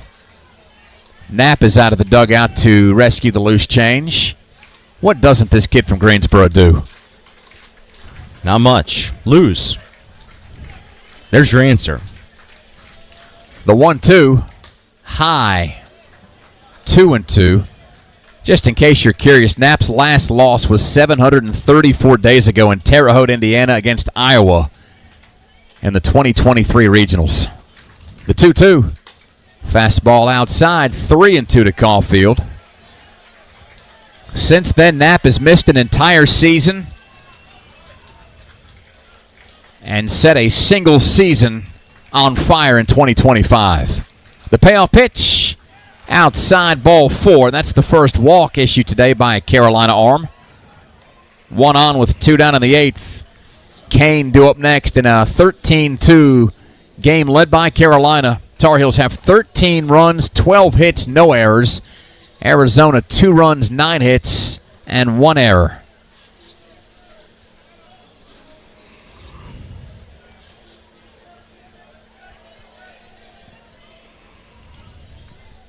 All lefty showdown with Kane looking at a pitch low. Stevenson rescues the ball behind the left-handed batter's box, and the runner Caulfield stays put at first.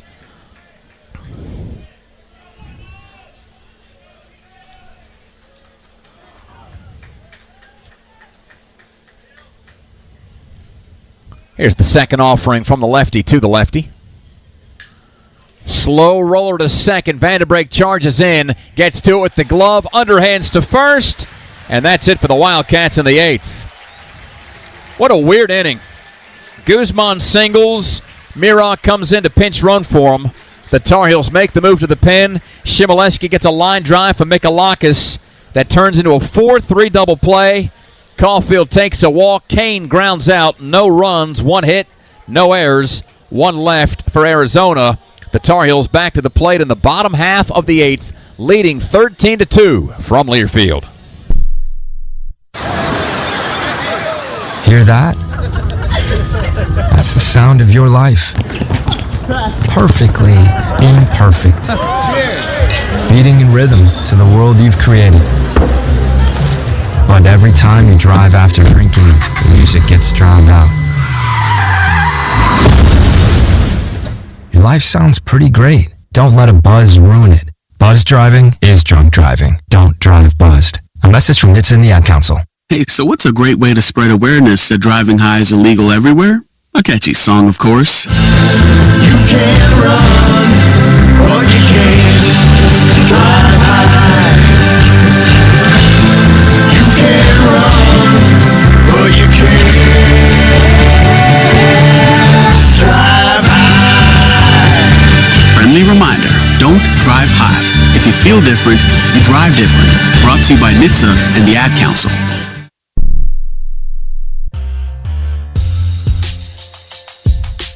Dave Nathan and Matt Krause back here in Chapel Hill at Boschmer Stadium for Super Regional Baseball. Carolina 13, Arizona 2 as the Diamond Heels come to hit in the bottom half of the 8th. Gavin Gallagher to lead off, followed by Hunter Stokely. Then it's Alex Madera. Eric Orloff still on the mound for the Wildcats. We play at noon again tomorrow. Should things hold up here today, Carolina would be going for the Super Regional sweep and a return trip to Omaha. Still work to be done, though, as the first pitch to Gallagher. That is bombed and fair down the left field line over the third baseman and rolling into the corner.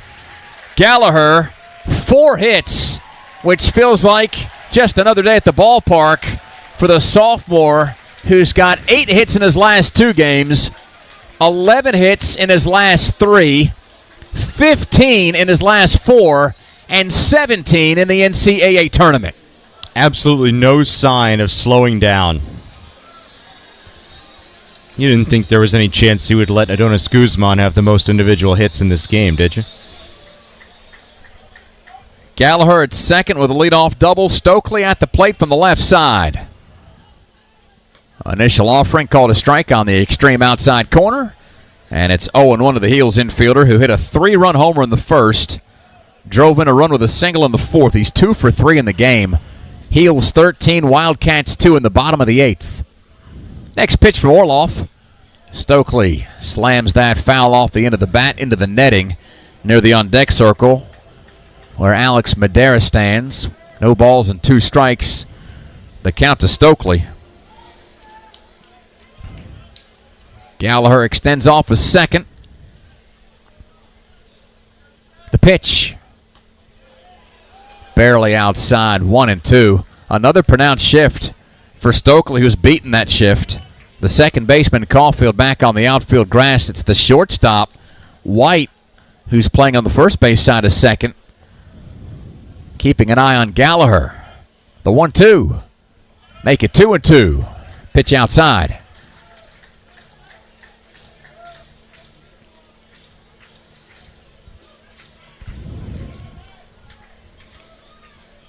Mira, by the way, has stayed in the game and is playing third base. Splain is behind the plate catching. Next pitch to Stokely, a line drive base hit into left center field. Gallagher takes off from second and scores 14-2. Hunter Stokely has 5 RBIs in the game. And that's a new career high for the graduate from Wilson. And Carolina scores 14 again. 3 times in a 6-game span against Clemson, Oklahoma, and Arizona. Those are not 3 mid-major opponents that you're playing on a midweek in February. First pitch to Madera called a strike, 0-1.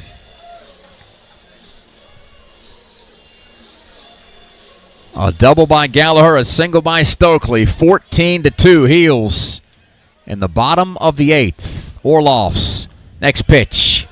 Change-up over the outer half.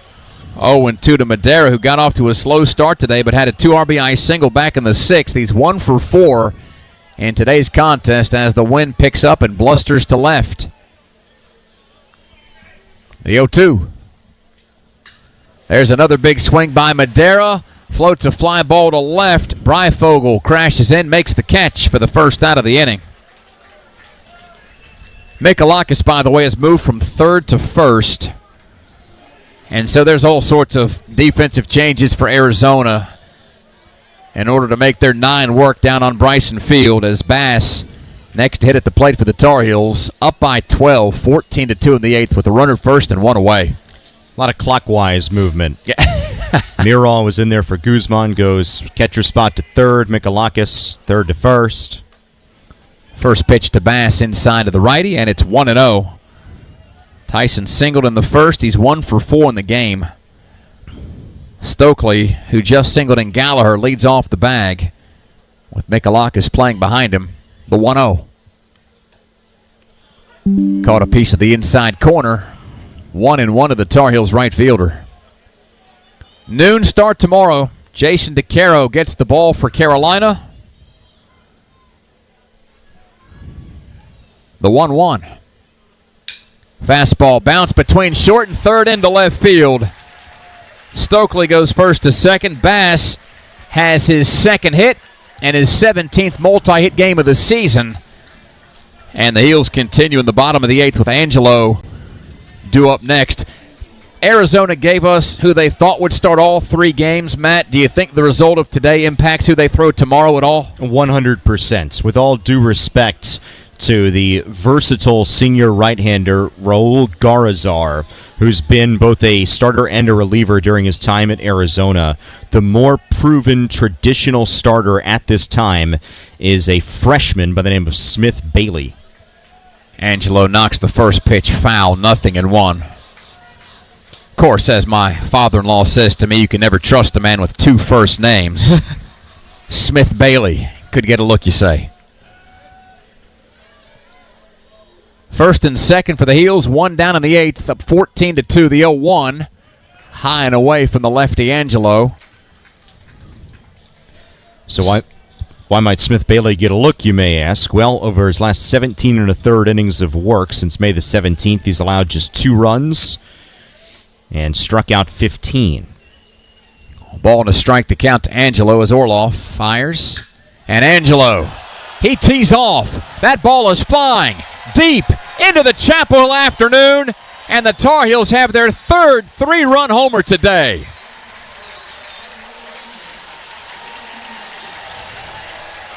(17-2).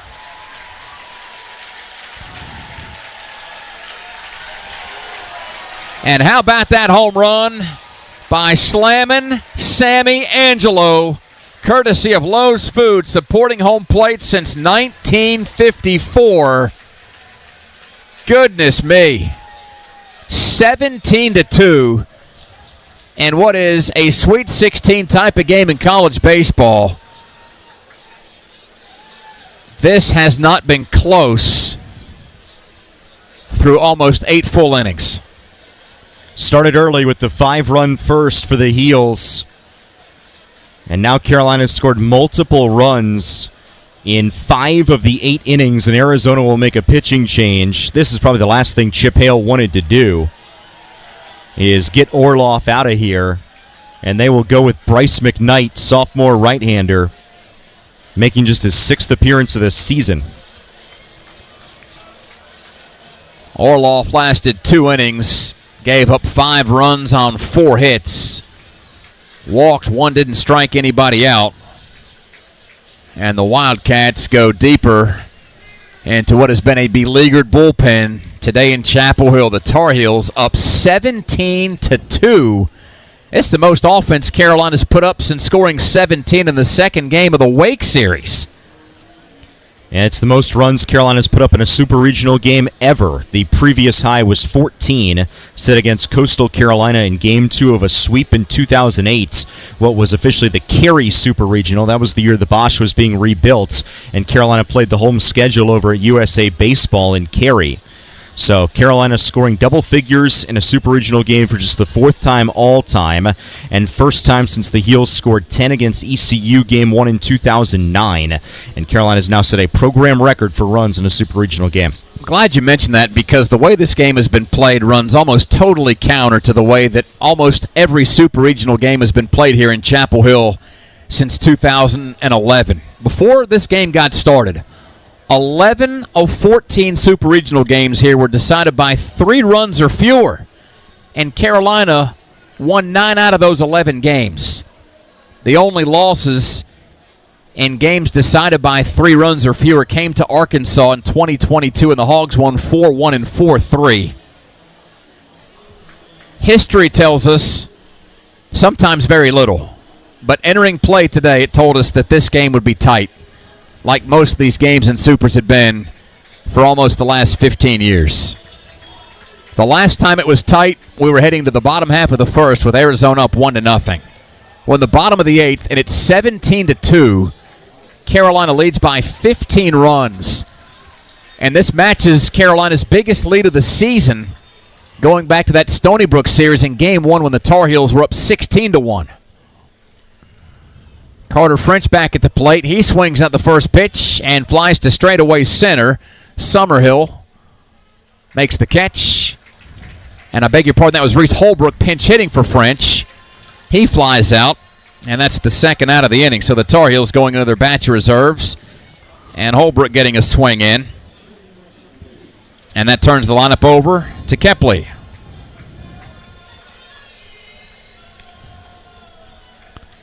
Carolina got 5 in the first, 3 in the second, 2 in the fourth, 2 in the sixth, 1 in the seventh, 4 so far in the 8th. Pitch to Kepley. Fly ball the other way, foul. Past the seats in front of the Heels bullpen. 0-1 to Kepley, who's 2 for 4 with 3 runs scored. Also stole a base earlier. That gives him 43 on the season.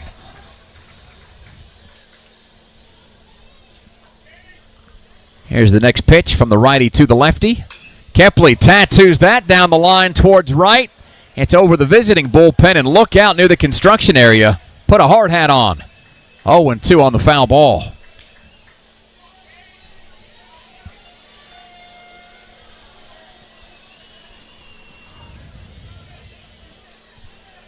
Here's the 0-2. Just missed inside. Kepley survives. 1 ball and 2 strikes.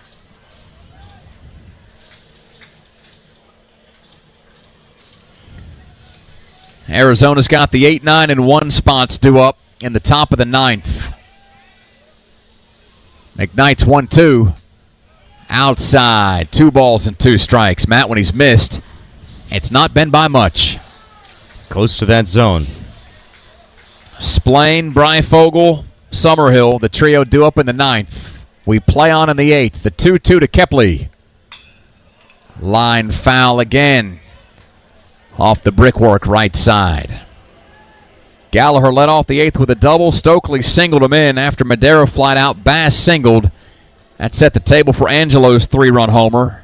Holbrook just flied to center. The next 2-2 to Kepley.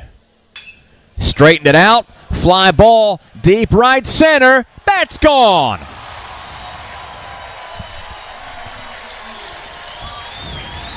Kane Kepley has only homered twice this year. If you blink, you might miss him rounding the base paths. Carolina has a season-high 18 runs and another dinger, brought to you by Lowe's Foods, because nobody cares about the Carolinas like Lowe's Foods. Kepley, a double shy of the cycle. And that ball that Easton Breyfogle made a great catch on to end the 5th inning, up against the fence and left. That thing, if that had been just a foot away from Breyfogle's glove, that ball skips away. Kepley's got himself the double. Back to work. Vanderbrake, 8th to hit this inning, takes a strike, and it's 0-1. This is the most runs Carolina scored in a game since defeating William and Mary last year, 19-2. It's 18-2 as Vanderbrake looks at a ball downstairs, 1-1. How often does someone finish a double shy of the cycle? It's so often the triple or the homer. The 1-1. Outside, 2-1. Well, Kane Kepley continues to do things that most people ordinarily can't do. 4 runs scored today for the Liberty transfer. That's a season best, and it ties his career high. Next pitch to Vanderbrake, fooled on the changeup, swing and a miss. 2 balls and 2 strikes. Kepley scored 4 against Middle Tennessee last year when he was with the Liberty Flames. How happy are the Tar Heels to have him this year wearing Carolina blue? The 2-2 to the righty. Vanderbrake drives that the other way. Over the bullpen and into that makeshift crowd. 2 down, bases clear, bottom of the 8th. The Tar Heels have put up a 5 spot for the second time today and lead 18-2. The next 2-2, check the swing, and he went strike 3. And mercifully, the bottom half of the 8th come to a conclusion for Arizona in the field. 5 runs, 5 hits, no errors, nobody left. On to the 9th. The Wildcats should have Splain, Breyfogle, and Summerhill, the 8, 9, and 1 spots due up against Shimoleski. The Tar Heels lead 18-2 in Super Regional game number 1 from Learfield. Quality, affordable, dependable. The characteristics that have built the foundation for B&T Heating and Air Conditioning since opening its doors in 1988. B&T Heating and Air Conditioning is proud to serve communities across the Raleigh-Durham area, from right here in Chapel Hill to anywhere in between. To schedule your heating, whole house generator, or electrical service or tune-up, visit their website at bntheatingandair.com. B&T Heating and Air Conditioning, generators and electrical. Family owned and doing it right the first time, every time. On game day, there's nothing like tailgating, touchdowns, and Twisted Tea Hard Iced Tea. Twisted Tea goes down smooth and tastes like real iced tea because it's made with real brewed tea. Cool, refreshing, and a 5% kick of alcohol. Twisted Tea Hard Iced Tea. Look for the bright yellow cans wherever you buy beer. Keep it twisted. Twisted Tea Brewing Company, Cincinnati, Ohio. Please drink responsibly. Carolina Baseball is presented all season long by Hardison and Cochran. Injured and have legal questions? Call Hardison and Cochran, 919-ALL-4s. Carolina 18, Arizona 2. You heard it right. As we go to the 9th, Shimoleski has the ball and the Tar Heels 3 outs away from going to Game 2 of the Supers tomorrow at noon. Ahead in this best-of-3 series, 1-0.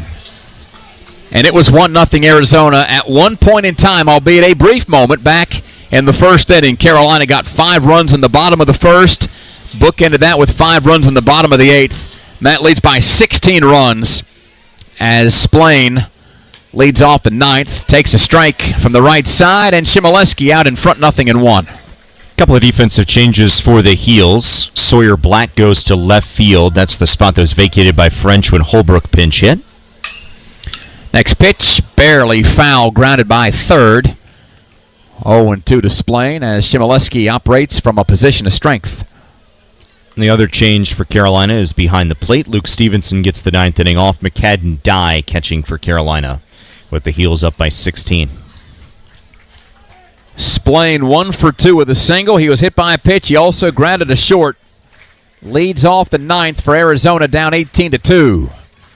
Shimoleski rocks and fires a changeup outside. 1 ball and 2 strikes.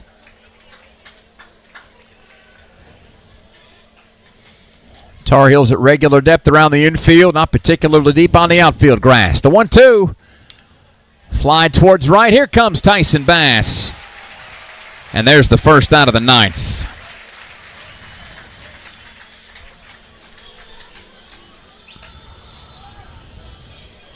Breyfogle due up, although it's Dom Rodriguez who's got a bat. 6'2 junior out of Turlock, California. He's another Delta College transfer. He'll hit from the right side.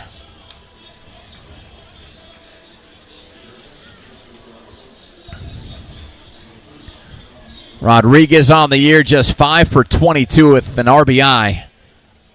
That correlates to a 227 average. And Shimoleski angles a fastball inside, 1-0. 18-2. Carolina leads in the ninth with 1 down. The next pitch wiggles across the strike zone, and it's 1-1 on the called strike.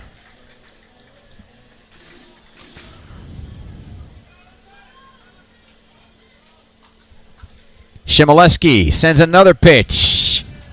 Popped up in foul territory and out of play. 1 ball and 2 strikes. The pinch hitter Rodriguez. Again, noon start tomorrow. Jason DeCaro gets the ball for Carolina. Arizona may have a decision to make as to who the Wildcats trot out to start game 2 of the Supers. The 1-2. And Rodriguez looks at ball 2, partner. Don't quite know where it missed, but somewhere it did. Maybe a little bit high. Looked good from up here. Shimoleski back to work. The 2-2. Rodriguez fans on that as he foul tips it into the glove of Dye. Strike 3, and the Heels are 1 out away from sealing this up. Just the 4th time Arizona has struck out today as the Heels lead 18-2. The Wildcats have Summerhill at the plate. Takes a swing and a miss. 0-1. Summerhill's 0 for make that 0 for 4. He's a lefty. The 0-1. Swinging a line drive to center. Here comes Kane Kepley. He dives and he can't squeeze it. The ball falls, and Summerhill in with a 2-out single in the ninth. Kepley nearly made a spectacular play in a game that's been full of them. We play on with the 2 spot next up to the plate. This is where Walton was hitting. He was lifted. And it's TJ Adams at the dish from the right side for the first time against Shimoleski. First pitch checks in as a strike at the waist, and it's 0-1. Adams this year, 10 for 59, just a 169 hitter.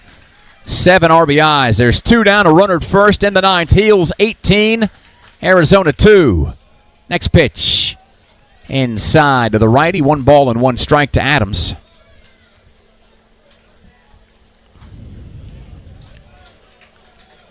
Carolina won in heroic fashion against West Virginia twice last year. This one's been a runaway. The 1-1. Swing and a fly ball. It is high and it is shallow to right. Bass is underneath it, and that's the game. Send it 1 game deeper into the Supers with Carolina claiming an 18-2 win over the Arizona Wildcats and send Jake Knapp a step deeper into the history books.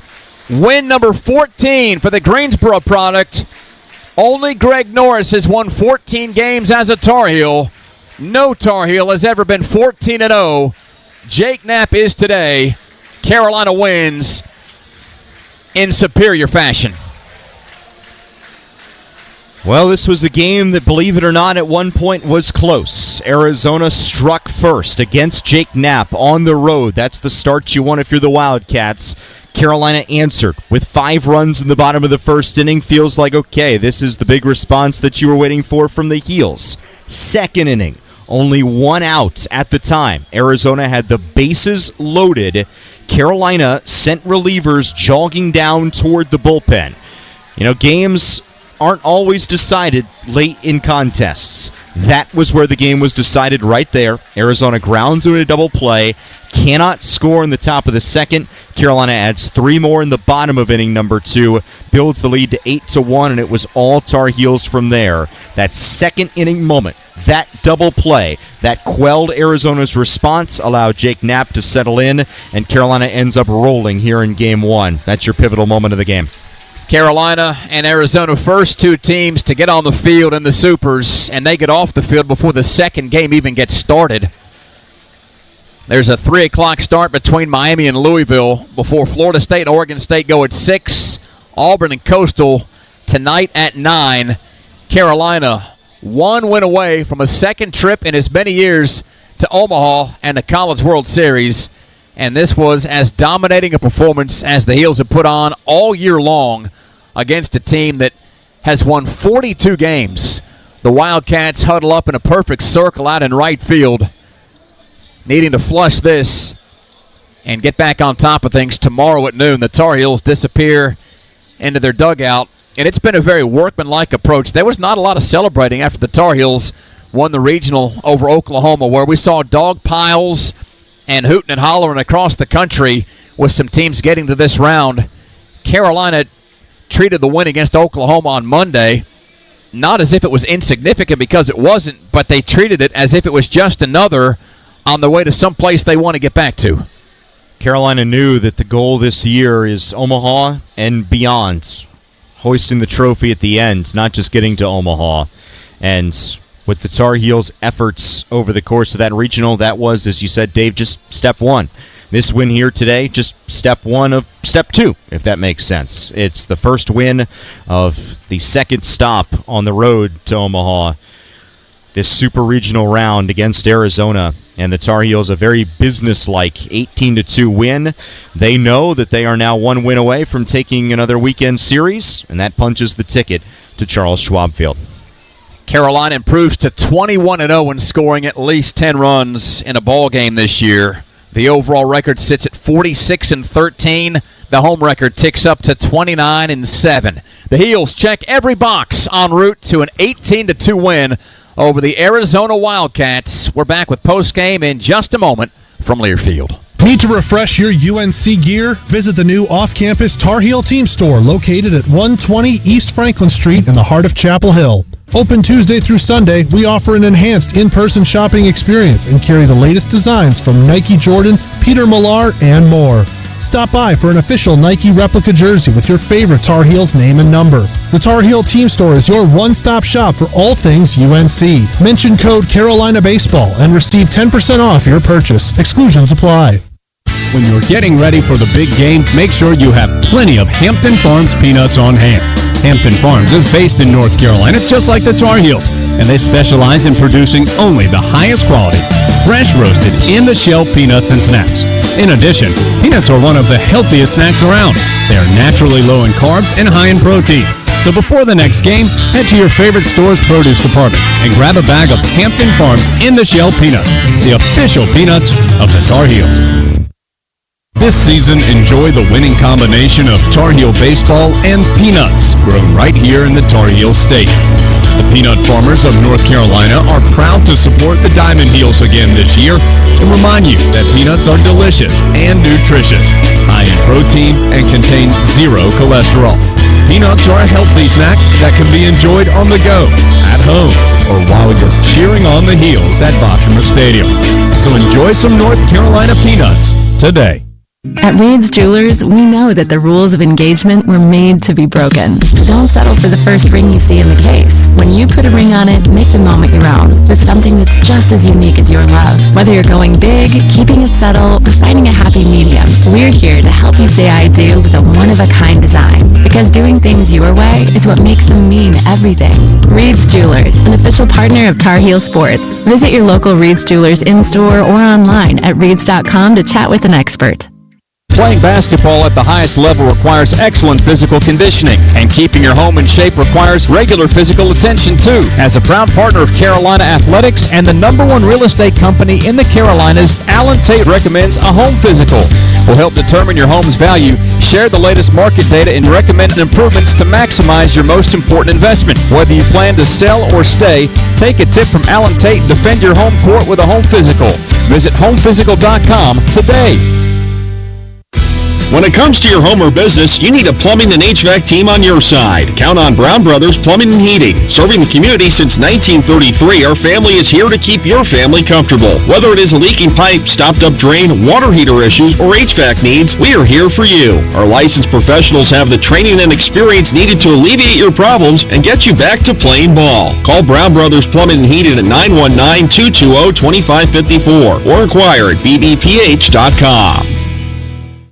Like a walk-off home run to beat your rival, or the play you can remember like it was yesterday. Penn Station East Coast Subs fuels your passion for greatness. With a menu featuring an array of mouth-watering grilled submarine sandwiches, fresh-cut fries, and hand-squeezed lemonade, let Penn Station Subs make every day feel like game day. Penn Station East Coast Subs is happy to serve you with 6 locations right here in the Triangle. Come see us in store or order online. Penn Station East Coast Subs. It's all about good taste. Carolina Athletics would like to thank Hardison and Cochran, our presenting sponsor of Carolina's baseball season. Injured and have legal questions? Call Hardison and Cochran at 919-ALL-4s. Well, the Tar Heels never put up a 4 spot today, but they did score 5 runs in the first and 5 runs in the 8th, en route to an 18-2 final over Arizona and a 1-0 series lead in the Supers. One step closer to a second consecutive trip to the College World Series. Matt and I will recap the game that was. We've got game highlights to get to, plus a preview of what's to come tomorrow. But as we've crossed over the top of the hour, let's pause once again 10 seconds down the lines for a station ID on the Tar Heel Sports Network.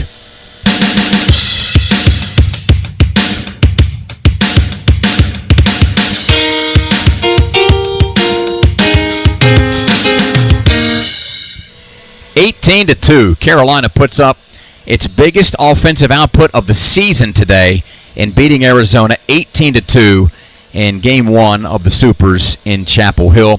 Jake Knapp again gets the win. First Tar Heel to ever be 14-0. Second Tar Heel to ever win 14 games. He ties the all-time single-season record for wins. It's been held since 1978. 47 years since Greg Norris won 14 ball games and led that bunch of Tar Heels to the College World Series. Knapp, 14-0. Owen Kramkowski takes the loss. He falls to 9-6. And I just want to say a word here about Greg Norris, because for a lot of people, this is just a name and an old dusty record book that's stuck around for a long, long time. I was texting with Coach Fox yesterday, who was in touch with Greg Norris, who sent this message, and I want everybody to hear this because this still encapsulates Carolina baseball, whether it's 1978 or 2025. From Greg Norris on Jake Knapp. He battles and competes really hard. I'm pulling for him. I hope he breaks my record. That means the boys got to Omaha and won their first game. Partner, there are so many ties that bind this program together. There's not many that can tie themselves to what Greg Norris did back in 1978. But today, Jake Knapp and his teammates, they get the win, and history made today in Game 1 of the Supers. 18-2 domination of Arizona, and Jake Knapp did not have his best stuff today. He allowed that run to Arizona in the top of the first, allowed a Carolina career high in hits, but yet he battled and wound up inducing softer and softer contact as the game went along. Did not allow a walk. He did hit a couple of batters, but was able to wiggle out of a couple of jams in both the second and the fourth inning. He stranded Arizona base runners on base behind him in each of his first 5 innings, and he still makes it into the 8th, even with what was an up-and-down outing to start, and that just encapsulates what Jake Knapp has meant for this team throughout this year, coming back from injury that kept him out the entirety of last season, and now he has put his team one win away if his teammates can finish it off over the course of either tomorrow or Sunday's game, and Knapp will get that chance to earn a 15th victory at Charles Schwab Field next Friday. Knapp struck out 3, didn't walk anybody. That gives him 40 strikeouts up against just 6 walks in his last 7 starts. He has been under complete control and total command as Carolina improves to 46-13 with the 18-2 win over the Arizona Wildcats. And there'll be a lot of postseason awards handed out later on. But if Jake Knapp isn't head and shoulders atop the pile of what you're looking for in a college baseball player this year, I don't possibly know who you could look to that's had a better season than Jake Knapp on a team like this. There's guys who are much better pro prospects and have had good seasons as aces of their respective programs, whether it's Jamie Arnold at Florida State or Kate Anderson and Anthony Ianson at LSU, for example, just a couple of names there. But in terms of results, leadership, and MVP factor for a college team this 2025 season, no one surpasses what Jake Knapp has done for the Tar Heels. Quite literally undefeated individually in terms of pitcher win-loss, but in terms of games in which he has pitched, Carolina has not suffered a single defeat over the course of this season. And if today is the most adversity that he's going to face, then that's a good problem to have if you're Carolina, because the Tar Heels responded and then some. Yeah, for a guy that had an ERA of 1.98 entering play today, he gives up 2 runs, and that ERA is now skyrocketing over 2, sitting at 2.02, with who knows how much season left for Carolina. But I do know this, the Tar Heels are 1 win away from getting back to Omaha for a second consecutive season. We've got Game 2 of the Supers tomorrow at high noon between Carolina and Arizona. The Wildcats playing for their season for the first time in this event. It bears noting, the Wildcats, while they had a tough time getting out of that first game against Cal Poly, the Wildcats got all 3 of their runs in the second inning en route to a 3-2 win. They lambasted Utah Valley and Cal Poly in those next 2 games. Never had to play against the host Oregon in the Eugene Regional. And for a team that had won 9 out of 10, 8 in a row before today got started, you wonder what the mindset is of this team that was beaten like they've not been beaten all season. You've got to go back to their first weekend in that showcase where they lost to Clemson 16-5, and then a day later to Louisville 13-1. And the ACC, for whatever reason, has had Arizona's number this year, whether it's been in February or June. Clemson, Louisville, now Carolina. These are all really good teams, and Arizona has given up at least 13 runs every single game and have lost by double figures in every single game that they've played, by at least 11 to Clemson, Louisville, and now Carolina. But things are very different over the course of your season from the first week of the year in February and then what you see in June in a super regional. And so there's a couple ways this can go, having watched a lot of baseball. You either get Carolina coming out and comfortably winning tomorrow as Arizona gets defeated off of today's performance at the end of their run, or you get a resilient bunch of Arizona Wildcats. And I've got a couple of nuggets here.